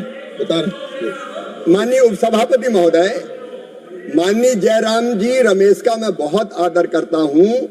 इनसे मैंने सिंसियर और गंभीर ऐसा सांसद नहीं देखा जो 24 मतलब पूरे जब संसद चलती पूरे समय आप बैठे हुए मैंने देखा है। तो उनका बहुत आदर करता हूं सचमुच, लेकिन गुस्सा उनके चेहरे पर फबता नहीं है। आप मुस्कुरा के बोलिए ना, अब मामा तो सबको प्यार करता है, लेकिन मैं बता रहा हूं, वो भी जानते हैं। मैं आपको बता रहा हूं, आपके समय 21 लाख स्व सहायता समूह बने थे, बढ़ा के हमने कर दिए 90,90,000। और आपके समय केवल 2 करोड़ बहनें जुड़ी थी, अब 10 करोड़ से ज्यादा बहनें जुड़ी है। ये भी मैं निवेदन करना चाहता हूं। और वितरित ऋण जो उन बहनों के खाते में गया, रिवॉल्विंग फंड अलग जाता है, फिर बैंक लिंकेज से जोड़ा, बहनों को कई कामों से जोड़ा, कामों से जोड़ने के लिए ट्रेनिंग दी, प्रशिक्षण प्रदान किया, और प्रशिक्षण करने के बाद किसी न किसी काम के लिए बैंक लिंकेज मिले, इसका इंतजाम किया। फिर उनके प्रोडक्ट की मार्केटिंग, पैकेजिंग, सरस मेला जैसे प्लेटफॉर्म, ताकि उनके सामान का प्रचार भी हो सके, वो बिक भी सके, ये प्रयास प्रारंभ किए। वितरित ऋण जो थी, लोन था, उसकी राशि थी पहले पूरे समय में 11 से 14 तक 22,000 करोड़, और अब बढ़ के ये हो गई है 12,04,000 करोड़। ये नरेंद्र मोदी जी की सोच का परिणाम, ये सरकार की सोच का परिणाम है। और जो पूंजीगत सहायता दी गई है, रिवॉल्विंग फंड जैसी, उस समय तो जयराम जी माथे पे हाथ मत रखिए, मामा की आंखों में झांक के देखिए। आपने 15 से 1 करोड़ रुपया दिए, हमने 61,086 करोड़ 51 लाख रुपया दिए। अगर मैं पूरी गाथा सुनाऊंगा तो आजीविका मिशन में पूरा समय चला जाएगा। और प्रधानमंत्री जी ने एक नया कॉन्सेप्ट, जिसने पूरे देश में हमारी ग्रामीण बहनों को नए उत्साह से लवरेज कर दिया, भर दिया। और उन्होंने कहा, हर बहन को लखपति दीदी बनाना हमारा टारगेट है। हर बहन को लखपति दीदी बनाना है। और लखपति दीदी बनाने के लिए अभियान चला। प्रधानमंत्री जी ने संकल्प लिया कि हम 3 करोड़ लखपति दीदी बनाएंगे, और ये बनना था 2027 तक। लेकिन 1.25 साल पहले ही मैं ग्रामीण विकास मंत्रालय की पूरी टीम को आज हृदय से बधाई देना चाहता हूं। प्रधानमंत्री जी के नेतृत्व में 1.25 साल पहले 3 करोड़ लखपति दीदी का टारगेट हमने पूरा कर दिया। 3 करोड़ लखपति दीदी बन गई। जो लखपति जिनकी आमदनी 1 लाख रुपया से ज्यादा है, लेकिन प्रधानमंत्री कहां बैठने देते हैं। 3 करोड़ पूरा नहीं हुआ कि बोले अब 6 करोड़ बनाओ, तो हम 6 करोड़ के काम में जुट गए। और केवल प्रधानमंत्री जी ने कहा हम बैठे नहीं, हैदराबाद में हमने बैठक बुलाई, और उस मीटिंग में माननीय सारे बैंकर्स बुलाए, स्टेक होल्डर बुलाए, और हमने तय कर दिया, प्रधानमंत्री जी ने संकल्प लिया है 6 करोड़ लखपति दीदी बनाने का। ये 6 करोड़ लखपति दीदी बनाने का संकल्प पूरा होगा। लक्ष्य भी तय किया, रोड मैप भी बनाया, और कई तरह के काम। छोटे छोटे काम तो करेंगे, बड़ी पापड़ अचार, लेकिन अब केवल ये काम नहीं करेगी बहनें। काम कोई छोटा नहीं होता, मुर्गी पालन, बकरी पालन, पशुपालन, द्रोण दीदी, बैंक सखी, पशु सखी, कृषि सखी, ये तो सब बनेंगी। लेकिन अब बहनों को उद्यमी बनाने का काम भी अब हम करके दिखाएंगे। इंडिविजुअल बहनें भी कैसे लखपति बने समूह के अलावा, और वो अलग अलग तरह के उद्यम प्रारंभ करें, उस दिशा में भी हम कदम बढ़ाएंगे। और हमने तय किया है माननीय उप सभापति महोदय, उसके लिए हम 5 साल में 10 लाख करोड़ रुपया बैंक लिंकेज भी कराएंगे और 1.5 लाख करोड़ रुपया इंडिविजुअल दीदी को भी उद्यमी बनाने के लिए दिलाएंगे। और सारी दुनिया देखेगी कि एक दिन 6 करोड़ लखपति दीदी भी बन जाएगी। माननीय उप सभापति महोदय, हमारा तो संकल्प और सपना है कोई बहन गरीब ना रहे। क्यों किसी बहना की आंखों में आंसू रहे, क्यों वो थोड़ी मोड़ी राशि के लिए अपनी हाथ फैलाए। नारी तू नारायणी, इस लखपति दीदी अभियान ने उस बहन की सृजनात्मक क्षमता को आज दुनिया के सामने ला के खड़ा कर दिया है। मेरी वो बहनें जो कल तक घूंघट में रहती थी, घर से बाहर नहीं निकलती थी, रोटी केवल बनाने का काम करती थी, आज जब माइक पे आती है तो ऐसा बोलती है कि बड़े बड़े नेताओं के छक्के छूट जाते हैं। केवल आर्थिक सशक्तिकरण नहीं हुआ, आर्थिक सशक्ति के साथ साथ शैक्षणिक सशक्तिकरण भी हुआ है और सामाजिक सशक्तिकरण भी हुआ है। पहले वो जानी जाती थी कि ये राम सिंह की औरत है, अब आजकल लोग कहते हैं ये राधा का पति है। ये हालत है। उन्होंने अपनी क्षमता से, अपनी रचनात्मकता से, अपनी मेहनत से एक नया इतिहास रचा है। कभी किसी कवि ने लिख दिया था, नारी तू केवल अबला है, या आंचल में है दूध और आंख में पानी। लेकिन आज वही बहनें कह रही है, आज आसमां मैं हूं ऊपर और आसमां नीचे, जमाने से वो आगे चल रही है। ये चमत्कार हुआ है लखपति दीदी अभियान के कारण, ग्रामीण आजीविका मिशन के कारण। और ये अभियान तब तक जारी रहेगा उप सभापति जी, तब तक जारी रहेगा जब तक एक एक बहन को हम लखपति नहीं बना देते। कोई बहन गरीब नहीं रहेगी हिंदुस्तान की धरती पर। यह संकल्प प्रधानमंत्री श्रीमान नरेंद्र मोदी जी ने लिया है, उसको पूरा करने में हमारा विभाग। और आप देखिए राजनीतिक सशक्तिकरण, अकेले मध्य प्रदेश में 17,000 बहनें चुन के आई है। जिला पंचायत अध्यक्ष गुड्डी बाई, श्योपुर जिले की एक आदिवासी महिला, सेल्फ हेल्प ग्रुप में काम करती थी, आज राज्य मंत्री का दर्जा प्राप्त है और लाल बत्ती की गाड़ी लगा के, झंडा लगी गाड़ी में बैठती है तो बहनें फूली नहीं समाती। जिला पंचायत अध्यक्ष, जनपद अध्यक्ष, सरपंच, अलग अलग पदों पर पहुंचने का काम आज हमारी ग्रामीण क्षेत्र की ये बहनें स्व सहायता समूह की कर रही है। और वो दिन भी दूर नहीं है जब कई बहनें राज्यसभा और लोकसभा की शोभा और बढ़ाने का काम करेगी। ये राजनीतिक सशक्तिकरण, ये चमत्कार है, ये बड़ा परिवर्तन है जो भारत की इस पवित्र भूमि पर नरेंद्र मोदी जी के नेतृत्व में हुआ है। मैं उनका अभिनंदन करता हूं। और माननीय उपसभापति महोदय, जब बहनों की बात आती है तो केवल बहनों के लखपति बनने से काम नहीं चलेगा, रहने के लिए बढ़िया घर भी चाहिए। माननीय उपसभापति महोदय, मैं आपके माध्यम से निवेदन करना चाहता हूं, जब कच्चा मकान होता है, केवल झोपड़ी में रहते हैं, तो वैसी जिंदगी की कितनी दिक्कतें होती है ये समझने की जरूरत है। कच्ची झोपड़ी घास फूस की, घनघोर बारिश आ गई, पानी रात भर घर के अंदर गिरता है, पूरा परिवार सो नहीं पाता, छूते पानी के सामने खाली बर्तन रख के कोशिश करता है उसके कच्चा फर्श खुद ना जाए, दलदली ना बन जाए, इस बात के वो प्रयत्न करता है। कच्चा घर मतलब जिंदगी, केवल बरसात में घर नहीं टूटता, गरीब की जिंदगी भी टूटती है, आशाएं भी टूटते हैं, बच्चों के सपने भी टूटते हैं और उसका भविष्य भी बिखरता है। और इसलिए एक घर जरूरी है परिवार को आसानी से रहने के लिए। मैं कहना चाहता हूं, जब ग्रामीण गरीबी थी तब स्वर्गीय कल्याण सिंह जी, जो देश के बहुत बड़े नेता थे, जो उत्तर प्रदेश के मुख्यमंत्री भी रहे, जब वो पार्टी का काम करते थे तो वो एक अधिवेशन में उन्होंने एक कविता कही थी, अगर उस समय कोई मौजूद हो तो उसको याद होगी। वो कविता मुझे आज भी याद है। उन्होंने कहा था, टूटे घोर घरेंदे तेरे, टूटे घेर घरोंदे तेरे, टूटी तेरी खटिया रे, अंधियारे में कटे जिंदगी, बिना दिया बिन डिबिया रे, तेरे घर वाली के फटी फटाई अंगिया रे, और इस सांद में आग लगा दे, क्रांति भरे अंगारों से, देश की खुशहाली का रास्ता गांव गली गलियारों से। ये स्वर्गीय कल्याण सिंह जी ने कहा था।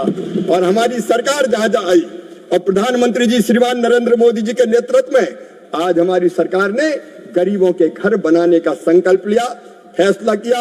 और माननीय अध्यक्ष महोदय, माननीय उपसभापति महोदय, मुझे बताते हुए प्रसन्नता है, 4 करोड़ घर बनाने का संकल्प प्रधानमंत्री नरेंद्र मोदी जी के नेतृत्व में पूरा हो गया है। पक्के मकान उन ग्रामीण गरीब बहनों और भाइयों को मिल रहे हैं। कुछ माननीय सदस्यों ने यह बात उठाई कि राशि कम है, राशि कम है, राशि कम है।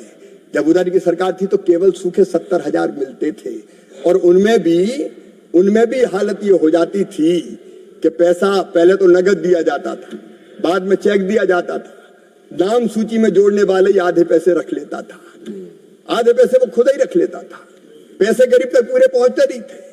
उस समय तो एक स्वर्गीय प्रधानमंत्री जी ने बड़े मायूस हो कर कहा था, हम क्या करें, 1 रुपया भेजते हैं, 15 पैसा पहुंचता है। वो मजबूर थे, लेकिन मजबूत प्रधानमंत्री है जो 1 रुपया भेजता है तो पूरा का पूरा 1 रुपया गरीब के खाते में पहुंचता है। ये परिवर्तन है। माननीय उपसभापति महोदय, तय हुआ गरीब को घर देंगे, 1,20,000 रुपया देते हैं, लेकिन 1,20,000 अकेला नहीं है। माननीय उपसभापति महोदय, शौचालय बनाने के लिए 12,000 रुपया अलग मनरेगा की मजदूरी से कन्वर्जेंस किया, क्योंकि गरीब घर बनाता है तो मजदूर भी खुद ही हो जाता है। 90 से 95 दिन की मजदूरी देने का काम करते हैं, ये मिला के लगभग 1.5 लाख हो जाता है, लेकिन 1.5 लाख नहीं है। जब कोई प्रधानमंत्री कल्पनाशील मस्तिष्क का धनी होता है तो एक योजना को संपूर्ण कैसे बनाता है, ये देखिए। घर के साथ जो जो योजनाएं जोड़ी, उससे केवल घर नहीं, घर में बहन को उज्ज्वला रसोई गैस कनेक्शन। याद कीजिए उपसभापति महोदय, आपने भी गांव में वो मजबूरी देखी थी, बरसात के दिनों में लकड़ी गीली हो गई, जहां तहां से तोड़ ताड़ के लेके आई बहन और चूल्हे में ठूसी, घंटों फूंकती रहती थी चूल्हा, धुआं उसके फेफड़ों के अंदर जाता था, कितनी बीमारियों का शिकार होती थी। इनकी सरकार इतने दिनों रही, बहन के इस दर्द को समझा, क्या संवेदना थी उस समय की सरकार में। अगर इस दर्द को महसूस किया तो प्रधानमंत्री नरेंद्र मोदी जी ने महसूस किया और ये फैसला किया, ऐतिहासिक फैसला, कि गांव की गरीब बहन के घर में भी गैस कनेक्शन क्यों ना हो। और अब ये तय किया कि घर होगा तो घर में गैस कनेक्शन भी होगा। तो घर में गैस कनेक्शन, गांव तक सड़क, पक्की सड़क, उसका इंतजाम, उसके साथ साथ नल से जल। माननीय उपसभापति महोदय, वो दिन भी देखे हमने। मैं तो गांव का रहने वाला हूं, रात रात भर कुएं पे, जब कुएं होते थे गर्मी में पानी खत्म हो जाता था, इंतजार करती थी बहनें चू चू के पानी, 1 बाल्टी कैसे भरे, लाइन लगती थी, रात रात भर जगते थे कि सबसे पहले मेरा बर्तन कैसे भर लूं, मेरा घड़ा कैसे भर लूं। कई बार 3-3, 4-4 किलोमीटर पैदल केवल पानी लेने जाना पड़ता था। बहन की जिंदगी में काम क्या है, 4 घंटे, 5 घंटे, 6 घंटे गर्मियों में केवल पानी भरने में खर्च कर देती थी। और पानी भरने कहां कहां जाते थे, मैंने अपनी आंखों से देखा है। ऐसी नदी जो गर्मी में सूख जाती थी, उस नदी के बीच में गड्ढा खोदते थे कि इसमें तो कम से कम वाटर लेवल थोड़ा ऊपर होगा और 1-8 बाल्टी पानी मिल जाएगा। और वो इकट्ठा किया हुआ गंदा पानी पी के कई बार कई रोगों का शिकार होती थी बहनें। क्यों जयराम रमेश जी ध्यान नहीं किया आपकी सरकारों का? कब गांव के बारे में सोचा, गांव में शुद्ध पीने का पानी मिले, इसकी चिंता की क्या कभी कांग्रेस की सरकार ने, कभी यूपीए की सरकार ने? इस दर्द को समझा तो प्रधानमंत्री नरेंद्र दामोदर दास मोदी ने समझा और जल जीवन मिशन नाम की योजना बनाई।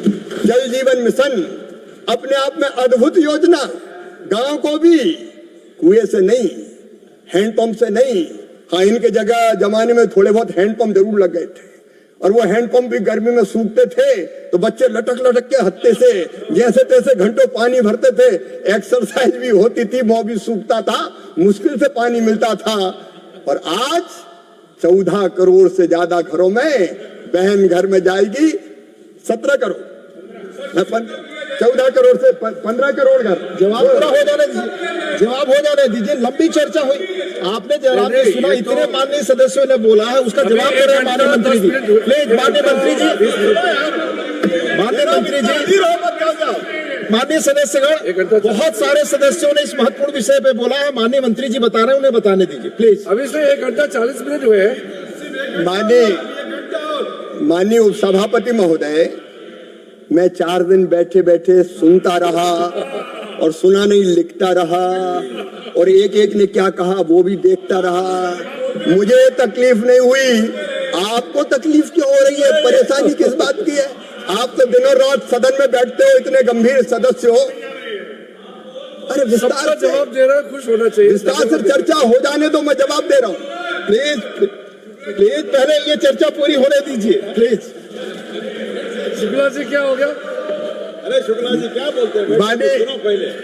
मैं माननीय उपसभापति महोदय एक बात कहूंगा तो जयराम जी को बहुत अच्छी लगेगी, और वो है घरों में शौचालय का निर्माण।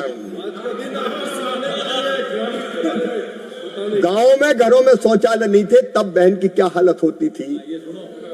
अगर लोटा लेके बाहर जाती थी और कोई आ जाता था तो बार बार उठ के खड़ा होना पड़ता था। माननीय उपसभापति महोदय, ये दृश्य हमने देखे आंखों में। बार बार उठती थी, खड़ी होती थी, उनके स्वास्थ्य पे क्या असर पड़ता होगा, कि इस दर्द को किसी ने समझा।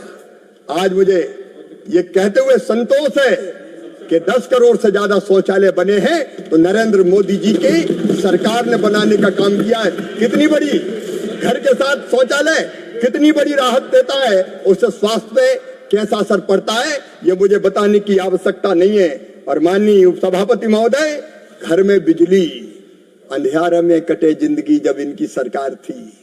बिजली के कनेक्शन थे ही नहीं, गांव में बिजली नहीं थी, लगभग 18,000 गांव में तो थी नहीं, अता पता नहीं थी, और जहां थी वहां भी एक मोहल्ले में थी, दूसरे में पता ही नहीं था। रामलाल जी के यहाँ बिजली है, लेकिन लल्लू लाल बेचारा अंधेरे में पड़ा है, कोई देखने वाला नहीं था। उसके अब खंबा पहुंचता ही नहीं था कभी, और थी तब भी हालत ये थी कि आती कम थी, जाती ज्यादा थी। बिजली नहीं आती थी, बिजली के बिल जरूर आते थे। मैं जब एक जमाने में कांग्रेस की सरकार थी, मध्य प्रदेश में मैं सांसद था, तो मैं एक गांव में गया तो एक गांव में खेत में किसान और उसके बेटे भीड़ में इकट्ठे हुए, बोले मामा ऐसा इंतजाम कर दो कि हम रात में सो ले। मैंने कहा सोते क्यों नहीं भाई, कोई बीमारी है क्या? बोले बीमारी नहीं है, ये उस समय के मुख्यमंत्री थे, मैं नाम नहीं लूंगा, बोले उनके राज्य में दिन में तो बिजली आती नहीं है, रात में कभी कभार आती है, और आती कम में जाती ज्यादा। जैसी बिजली आती है बोले मैं दौड़ के खेत में जाता हूँ, बटन दबाता हूँ, क्योंकि मैं और मेरा बेटा रात रात भर खड़े रहते थे कि जब आई बिजली बटन दबाएंगे। बोले मैं बटन दबाता हूँ, बेटा आ गई, तो बेटा वहां से चिल्लाता बापू गई, आ गई और गई, आ गई और गई, आ गई और गई। उस जमाने में भी ये बिजली हुआ करती थी। अंधेरों के प्रदेश बना के रखे थे इनने, लेकिन आज सौभाग्य योजना के माध्यम से घर घर में बिजली देने का चमत्कार किया तो नरेंद्र दामोदर दास मोदी ने किया माननीय। और अब एक अभियान चल रहा है जयराम जी, एक अभियान और चल रहा है। बीच में 5 घर वाले टोले भी मजरे कहीं रह गए हो, मैं माननीय सदस्यों से निवेदन करना चाहता हूं, तब उन टोलों और मजरों में भी छोटे छोटे 5 से ज्यादा घर जिन टोलों मजरों में कहीं दूर रह गए, तो उनमें भी बिजली देने का चमत्कार नरेंद्र मोदी जी की सरकार कर रही है। हर घर उजाले से भरा होगा, आशा से भरा होगा, विश्वास से भरा होगा। जिंदगी अब अंधेरे में नहीं कटेगी। ये चमत्कार भी इस सरकार ने किया। और माननीय उपसभापति महोदय, बीमार हो जाते थे, इलाज के पास पैसे नहीं है। मैंने कैंसर की बीमारी अपने गांव में, यहाँ पे ऊपर उभर आता था कैंसर का फोड़ा, मवाद टपकता था, गांव देखता था, तड़प तड़पते रिश्ते मवाद में मरते हुए लोगों को हमने देखा है। इलाज की कहीं व्यवस्था नहीं थी, कोई योजना नहीं थी। ये तुम्हारी सरकार थी। कब गरीबों के दर्द को तुमने समझा था, कब बीमारों की मजबूरी को तुमने समझा था, ये मैं पूछना चाहता हूं। लेकिन एक गरीब बेटा हुआ भारत में चाय वाले परिवार में, जिसने तय किया कोई गरीब इलाज के बिना नहीं मरेगा और आयुष्मान भारत योजना बना के खड़ी कर दी। आज हार्ट की बीमारी हो जाए, लीवर की बीमारी हो जाए, किडनी खराब हो जाए और कोई बीमारी हो जाए तो इलाज के लिए आयुष्मान भारत संबल बन के खड़ी है। मोदी जी जुग जुग जियो, आज सारा देश ये कह रहा है। आयुष्मान भारत से गरीब घर को जोड़ने का चमत्कार अगर किया तो प्रधानमंत्री नरेंद्र मोदी जी की सरकार ने किया। और आपके जमाने में गरीब गरीब गरीबी हटाओ, गरीबी हटाओ, गरीबी हटाओ, लेकिन गरीबी कैसे हटती थी? एक नेताजी की कार से कुचल गया गरीब, एक नेताजी की कार से कुचल गया मजदूर, 20 सड़क पे मर गया, हुई गरीबी दूर। ये इनका मॉडल था। काका हाथरसी ने लिखा था ये। ऐसी गरीबी हटती थी। उस समय के गरीबी हटाओ के नारे थे इनके। किस गरीब की गरीबी हटाने का काम किया? गरीबों के नाम पे केवल वोट उठाने का काम करने का पाप अगर किया तो कांग्रेस ने किया। माननीय उपसभापति महोदय, कभी गरीबी नहीं हटाई। अगर गरीबी हटाने का पूरी गंभीरता से प्रयास किया तो भारतीय जनता पार्टी की, एनडीए की, नरेंद्र दामोदर दास मोदी की सरकार ने किया। और 80 करोड़ से ज्यादा गरीबों को मुफ्त राशन देने का काम अगर किया तो नरेंद्र मोदी की सरकार ने किया। कब तुमने गरीबों को राशन दिया था बताओ? सवा लाल गेहूं 4PL 480 खा खा के मर जाते थे लोग, महंगा खरीद खरीद के। उस जमाने में तो ये हालत थी। गरीबी हटाने का काम करोगे? माननीय उपसभापति महोदय, जब लीडर विजनरी होता है, कल्पनाशील मस्तिष्क का धनी होता है, तो कैसी कैसी योजनाएं निकल के आती है। ये तो बिजली के बिलों के नाम पे ही कई बार चुनाव जीतने की सोचते थे। माफ कर देंगे, माफ कर देंगे, माफ कर देंगे। और एक सरकार आई, फ्री में दे देंगे, फ्री में दे देंगे, फ्री में दे देंगे, ले लो वोट, फ्री में दे देंगे। लेकिन योजना ऐसी होती है, पीएम सूर्य घर मुफ्त बिजली योजना।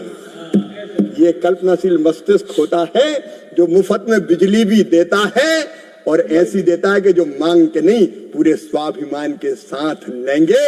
अब मुफ्त बिजली घर योजना भी पीएम आवास योजना के घरों में गरीब को मिलेगी। ये नरेंद्र दामोदर दास मोदी की सरकार है, माननीय उपसभापति महोदय।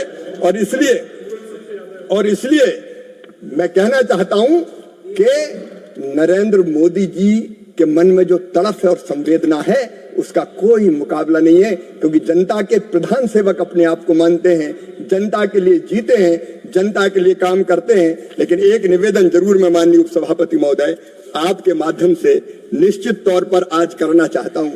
ये प्रधानमंत्री ग्रामीण आवास योजना में कुछ राज्य ऐसे, मैं उनसे अपील करना चाहता हूं, वो अपने स्वीकृत लक्ष्य को ही पूरा नहीं कर रहे।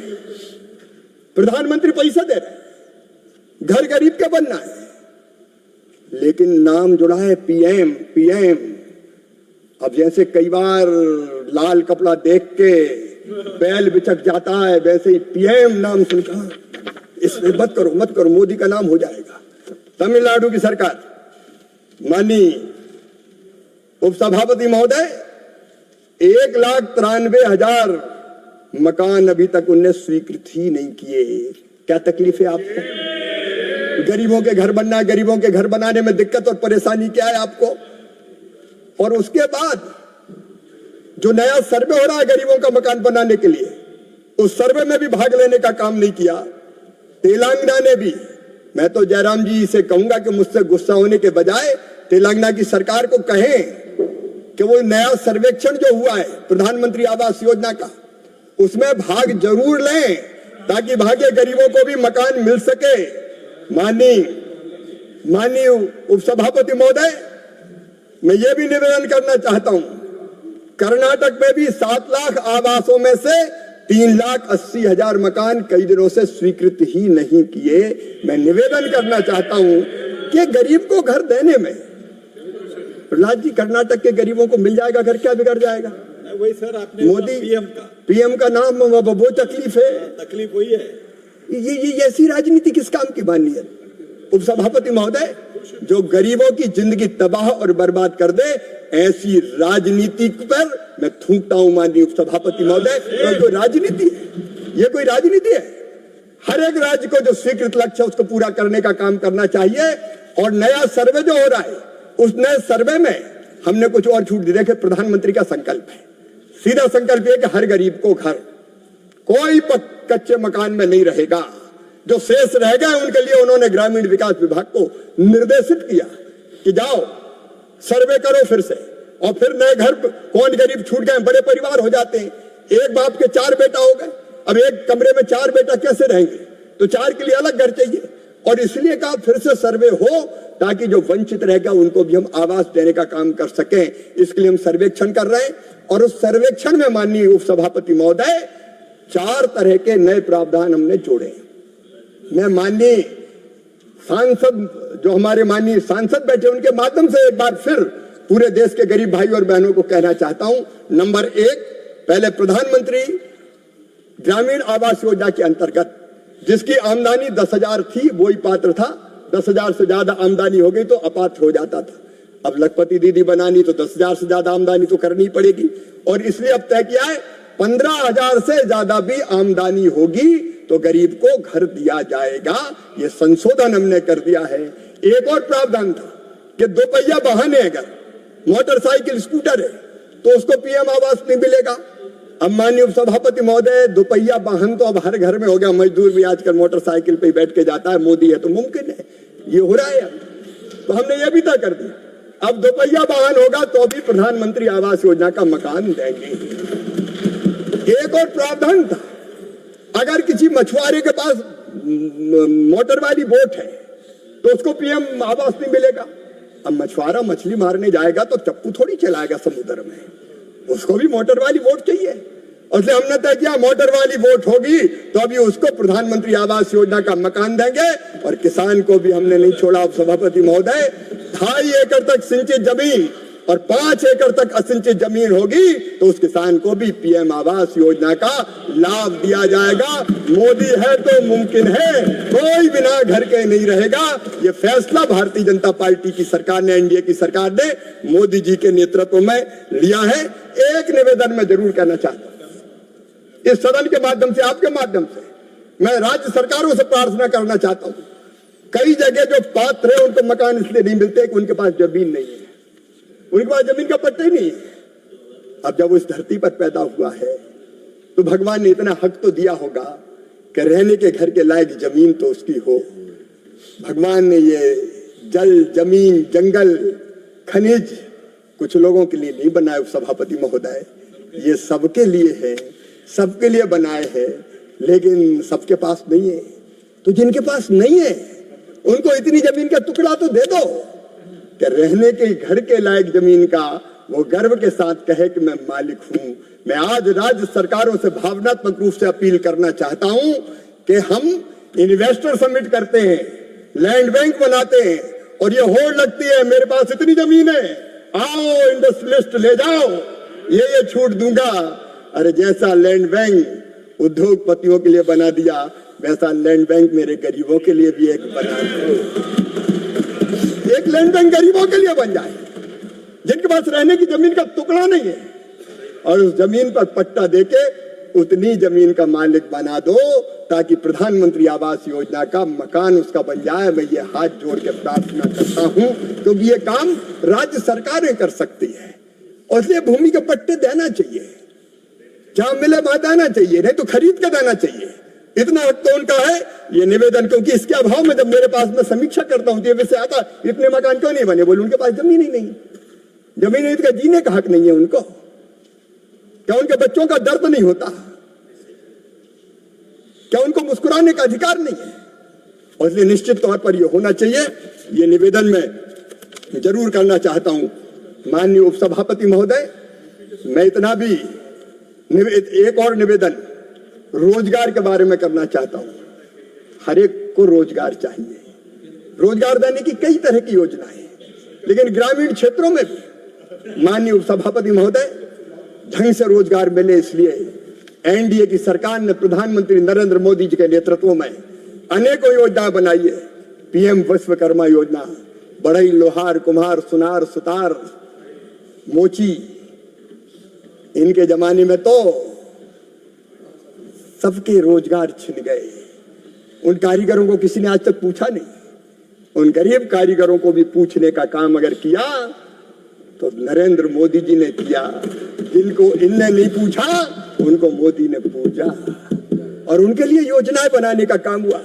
हमारे यहाँ माननीय उपसभापति महोदय, हमने योजना बनाई दीनदयाल उपाध्याय कौशल विकास योजना, जिसमें हमने तय किया, इनके जमाने में नहीं थी, गांव के गरीब के कौशल की इनको चिंता नहीं थी, लेकिन हमने तय किया कि ऐसे नौजवानों को ग्रामीण प्रशिक्षित करके उनको रोजगार देंगे। और उस दिशा में भी 18,29,000 को प्रशिक्षित किया तो 11,78,000 को रोजगार मिल गए। एक आरसेटी के माध्यम से भी प्रशिक्षण देने का काम बैंकों को जोड़कर करने का काम भी एनडीए की सरकार कर रही है। माननीय उपसभापति महोदय, उसमें भी लगभग 60 लाख बच्चों को ग्रामीण क्षेत्र के स्वरोजगार में नियोजित करने का काम किया है। तो जितने रास्ते हमको मिलते हैं रोजगार देने के, उन सब रास्तों पर मोदी जी की सरकार काम करके रोजगार युक्त गांव को बनाने के काम में निरंतर लगी है, लगातार लगी है। एक बात मैं केवल दिशा की बैठकों के बारे में जरूर कहना चाहता हूं। कुछ माननीय सांसदों ने यह चिंता प्रकट किया कि दिशा की बैठकें उनके यहाँ नियमित रूप से नहीं होती।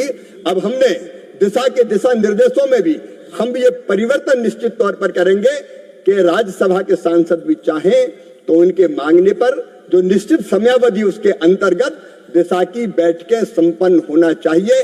विकसित भारत जी राम जी योजना में हमने जो राज्यों को बजट का प्रावधान कर रहे हैं नॉर्मेटिव आधार पर, उसमें परफॉर्मेंस को एक आधार माना है। और परफॉर्मेंस में दिशा की बैठक बुलाने पर भी अगर राज्य ने नहीं बुलाई तो फिर हम इस पर गंभीरता से फंड रिलीज पर विचार करेंगे। सांसदों का सम्मान सर्वोपरि है, ये होना ही चाहिए। कुछ राज्य सरकारें, हाँ, लोकसभा भी और राज्यसभा भी ये सुनिश्चित करेंगे दोनों बराबर है, दोनों को समान अधिकार, दोनों को समान सम्मान। आखिर आप राज्य का प्रतिनिधित्व करने वाले सांसद हैं, तो उस दिशा में भी हम निश्चित तौर पर माननीय उपसभापति महोदय काम करेंगे। एक हमारा अभियान चलता वाटर सेट का, वाटर सेट पर उतनी चर्चा इस सदन में नहीं हुई, लेकिन गांव का पानी गांव में और खेत का पानी खेत में, ये महत्वपूर्ण है। और इसलिए हमने इस योजना के अंतर्गत 8,58,000 से अधिक जल संचयन की योजनाएं बनाई है। 18,29,000 हेक्टेयर क्षेत्र को संरक्षित सिंचाई के अंतर्गत लाए हैं। 56 लाख से अधिक किसानों को प्रत्यक्ष लाभ मिला है और 2,82,000 हेक्टेयर क्षेत्र में बागवानी और एग्रो फॉरेस्ट्री को बढ़ावा मिला है और 626 लाख से अधिक व्यक्ति दिवस रोजगार सृजित हुए हैं और 3500 झरनों का हमने पुनर्जीवन भी किया है। आगे इसी योजना के माध्यम से हम नदियों को पुनर्जीवित करने का काम भी करेंगे। गंगा, यमुना, सरस्वती, रेवा, महानदी, गोदा, ब्रह्मपुत्र जो नदियां हैं हमारी बड़ी, उनके अलावा छोटी छोटी नदियां भी है, उनको पुनर्जीवित करने का काम भी करेंगे।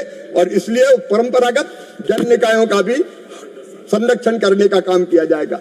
एक और लैंड रिसोर्स जो हमारा डिपार्टमेंट है ग्रामीण विकास के अंतर्गत, देश के भूमि संबंधी रिकॉर्ड का अब तक डिजिटाइजेशन नहीं हुआ था। जयराम रमेश जी, 99% से अधिक भूमि का अब डिजिटाइजेशन का काम पूरा कर लिया गया है और पूरा पैसा भारत सरकार ने दिया है। पहले भूमि रिकॉर्ड केवल कागजी रखे जाते थे, जिससे जानकारी प्राप्त करना कठिन थी। अगर रिकॉर्ड चाहिए और राजस्व के किसी कर्मचारी अधिकारी के पास चले गए तो 17 चक्कर लगवाता था और कई बार भेंट पूजा और प्रसाद के बिना रिकॉर्ड मिलना मुश्किल हो जाता था। इस दर्द को भी समझ के उसको डिजिटाइजेशन करके अब अपना नागरिक भूमि रिकॉर्ड ऑनलाइन देख सकते हैं। ये कंप्यूटरीकरण का काम भी कर लिया। भूमि विवाद संबंधी निपटारे को भी इससे सरल बनाया जाएगा और गांव में जमीन के विवाद से भी छुटकारा मिलने का काम होगा। माननीय सभापति महोदय, गांधी जी की बात प्रारंभ में हो रही थी। मैं कहना चाहता हूं, भू स्वामित्व का तो ऐसा अधिकार दिया कि गांव में जिसका घर था वो उस घर के आधार पर बैंक लोन माननीय उपसभापति महोदय नहीं ले सकता था। संपत्ति थी, घर था, लेकिन अधिकार से वंचित करने का पाप और अपराध किया तो कांग्रेस ने किया, इनकी सरकार ने किया, यूपीए ने, कांग्रेस ने कभी चिंता ही नहीं थी कि गांव के लोगों को उनके घर का भी, उनकी संपत्ति का भी अधिकार मिले। उस अधिकार से भी उस अधिकार से युक्त करने का काम किया तो प्रधानमंत्री नरेंद्र मोदी जी ने स्वामित्व के पट्टे दे के किया। अब गांव में अगर मेरा पक्का मकान, शानदार मकान है तो उसके आधार पर मैं बैंक लोन ले सकता हूं। उस मकान की कीमत है, उसका सही अर्थों में खरीदी और बिक्री का काम हो सकता है। मुझे तो समझ में नहीं आता इतने साल तक किया क्या किया, कर क्या रहे थे। अगर जितना काम अब हो रहा है तब होता तो पता नहीं देश आज कहां से पहुंच गया।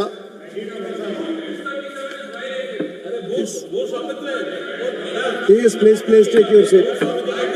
माननीय मंत्री जी।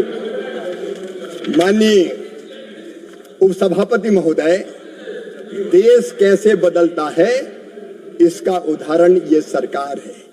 आप कह रहे थे गांधी जी का नाम हटा दिया।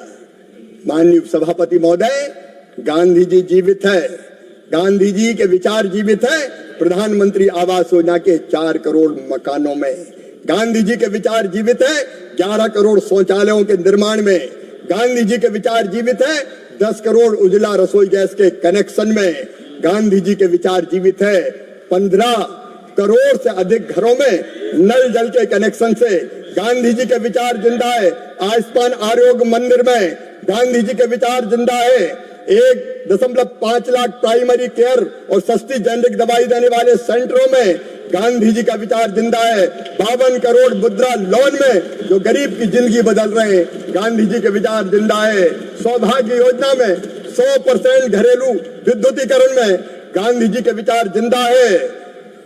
सोलर की कैपेसिटी के विस्तार में डायरेक्ट डीबीटी के माध्यम से पीएम जनधन खाता खोलकर 34 लाख करोड़ जो खाते खोले उनमें गांधी जी के विचार जिंदा है। स्किल इंडिया मिशन में गांधी जी के विचार जिंदा है। अटल पेंशन योजना में गांधी जी के विचार जिंदा है।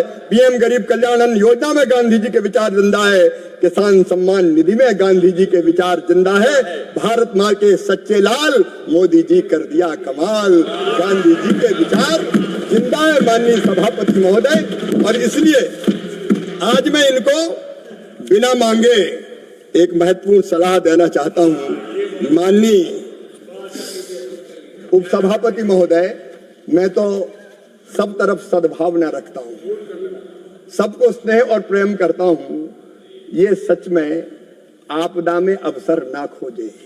इन्होंने जब वो घटना हुई हमारी जिसमें निर्दोष हमारे नागरिक जम्मू कश्मीर में मारे गए थे, उस समय इनके मन में तकलीफ नहीं थी, एक उल्लास था। मोदी जी फंस रहे हैं, मोदी जी फंस रहे हैं, मोदी जी फंस रहे हैं। और मिडिल ईस्ट की घटनाओं में भी हमने इनको देखा, टैंकर नहीं आ जाए, गैस कनेक्शन नहीं मिल जाए, लाइनें लग जाए, लाइनों में गड़बड़ हो जाए, लोग परेशान हो जाए। लोग परेशान हो तो हो, मेरी एक फूटे तो फूटे, सामने वाले की दोनों फूट जाए। ये आपदा में अवसर ना ढूंढे, इससे कांग्रेस का भला नहीं होगा, इससे कांग्रेस का भला नहीं होगा। और आप उदाहरण देख लीजिए माननीय उपसभापति महोदय, जब जब इन्होंने मोदी जी का अपमान किया, उस अपमान का बदला जनता ने लिया। इन्होंने कभी कहा था मौत के सौदागर, गुजरात के चुनाव के पहले मौत के सौदागर। हालत ये हुई कि कांग्रेस परमानेंट कामा में ऐसी गई है कि उठ ही नहीं पा रही। कभी हिटलर, कभी तानाशाह, कभी कद्दाफी। मैं तो सलाह दे रहा हूं, अगर भारत के प्रधानमंत्री का मैं जयराम जी एक घटना आज आपको बताना चाहता हूं। मैं मध्य प्रदेश का मुख्यमंत्री था, मैं मध्य प्रदेश का मुख्यमंत्री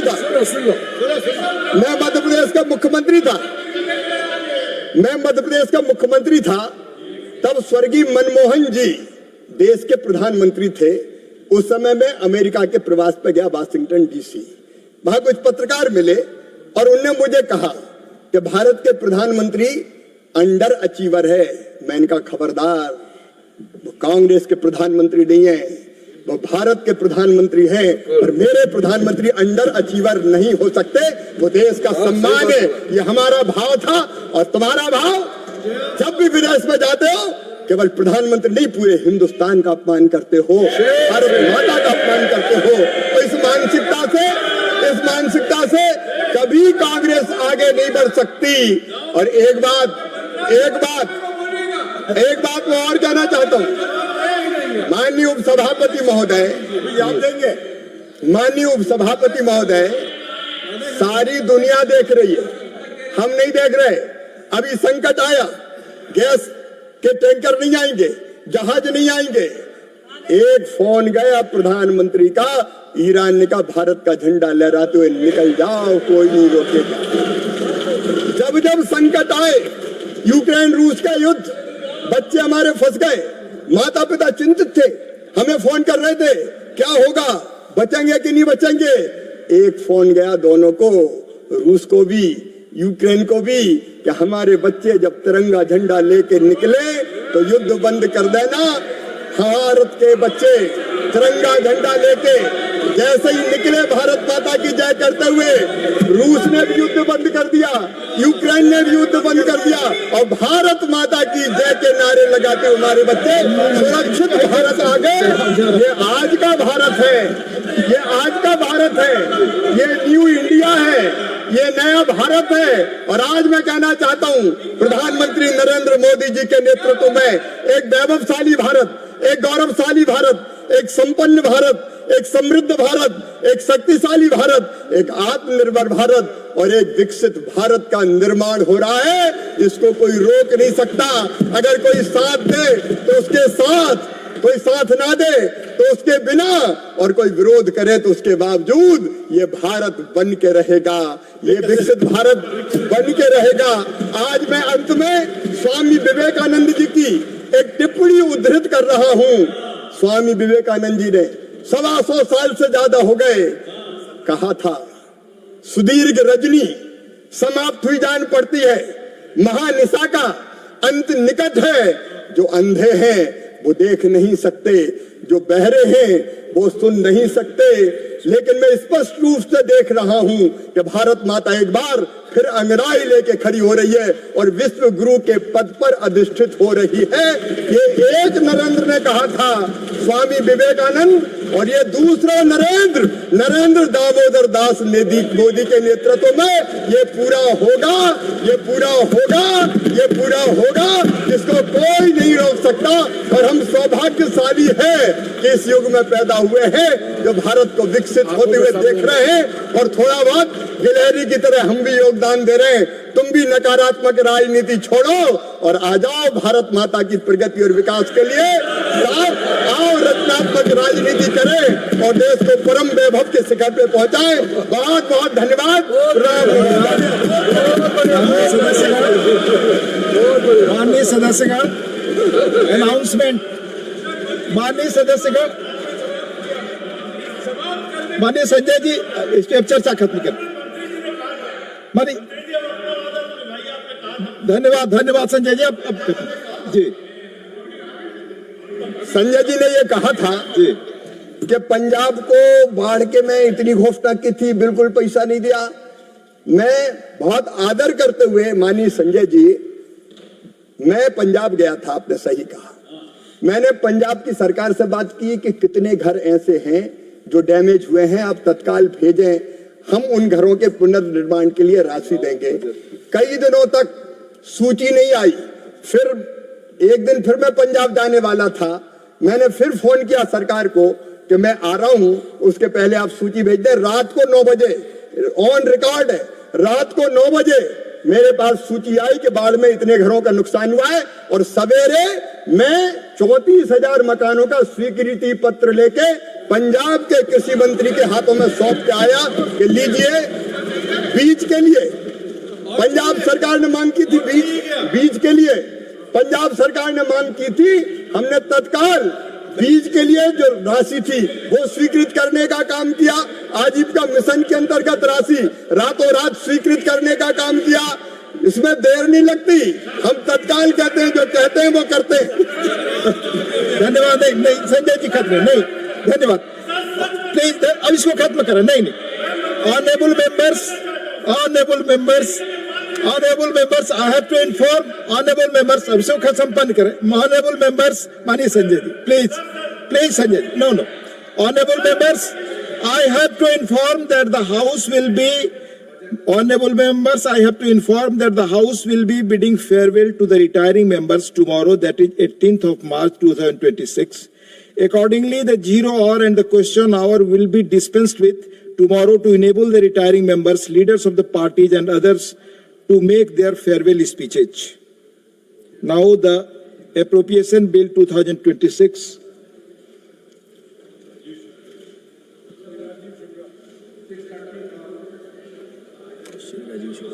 श्री राजीव, माननीय राजीव शुक्ला जी।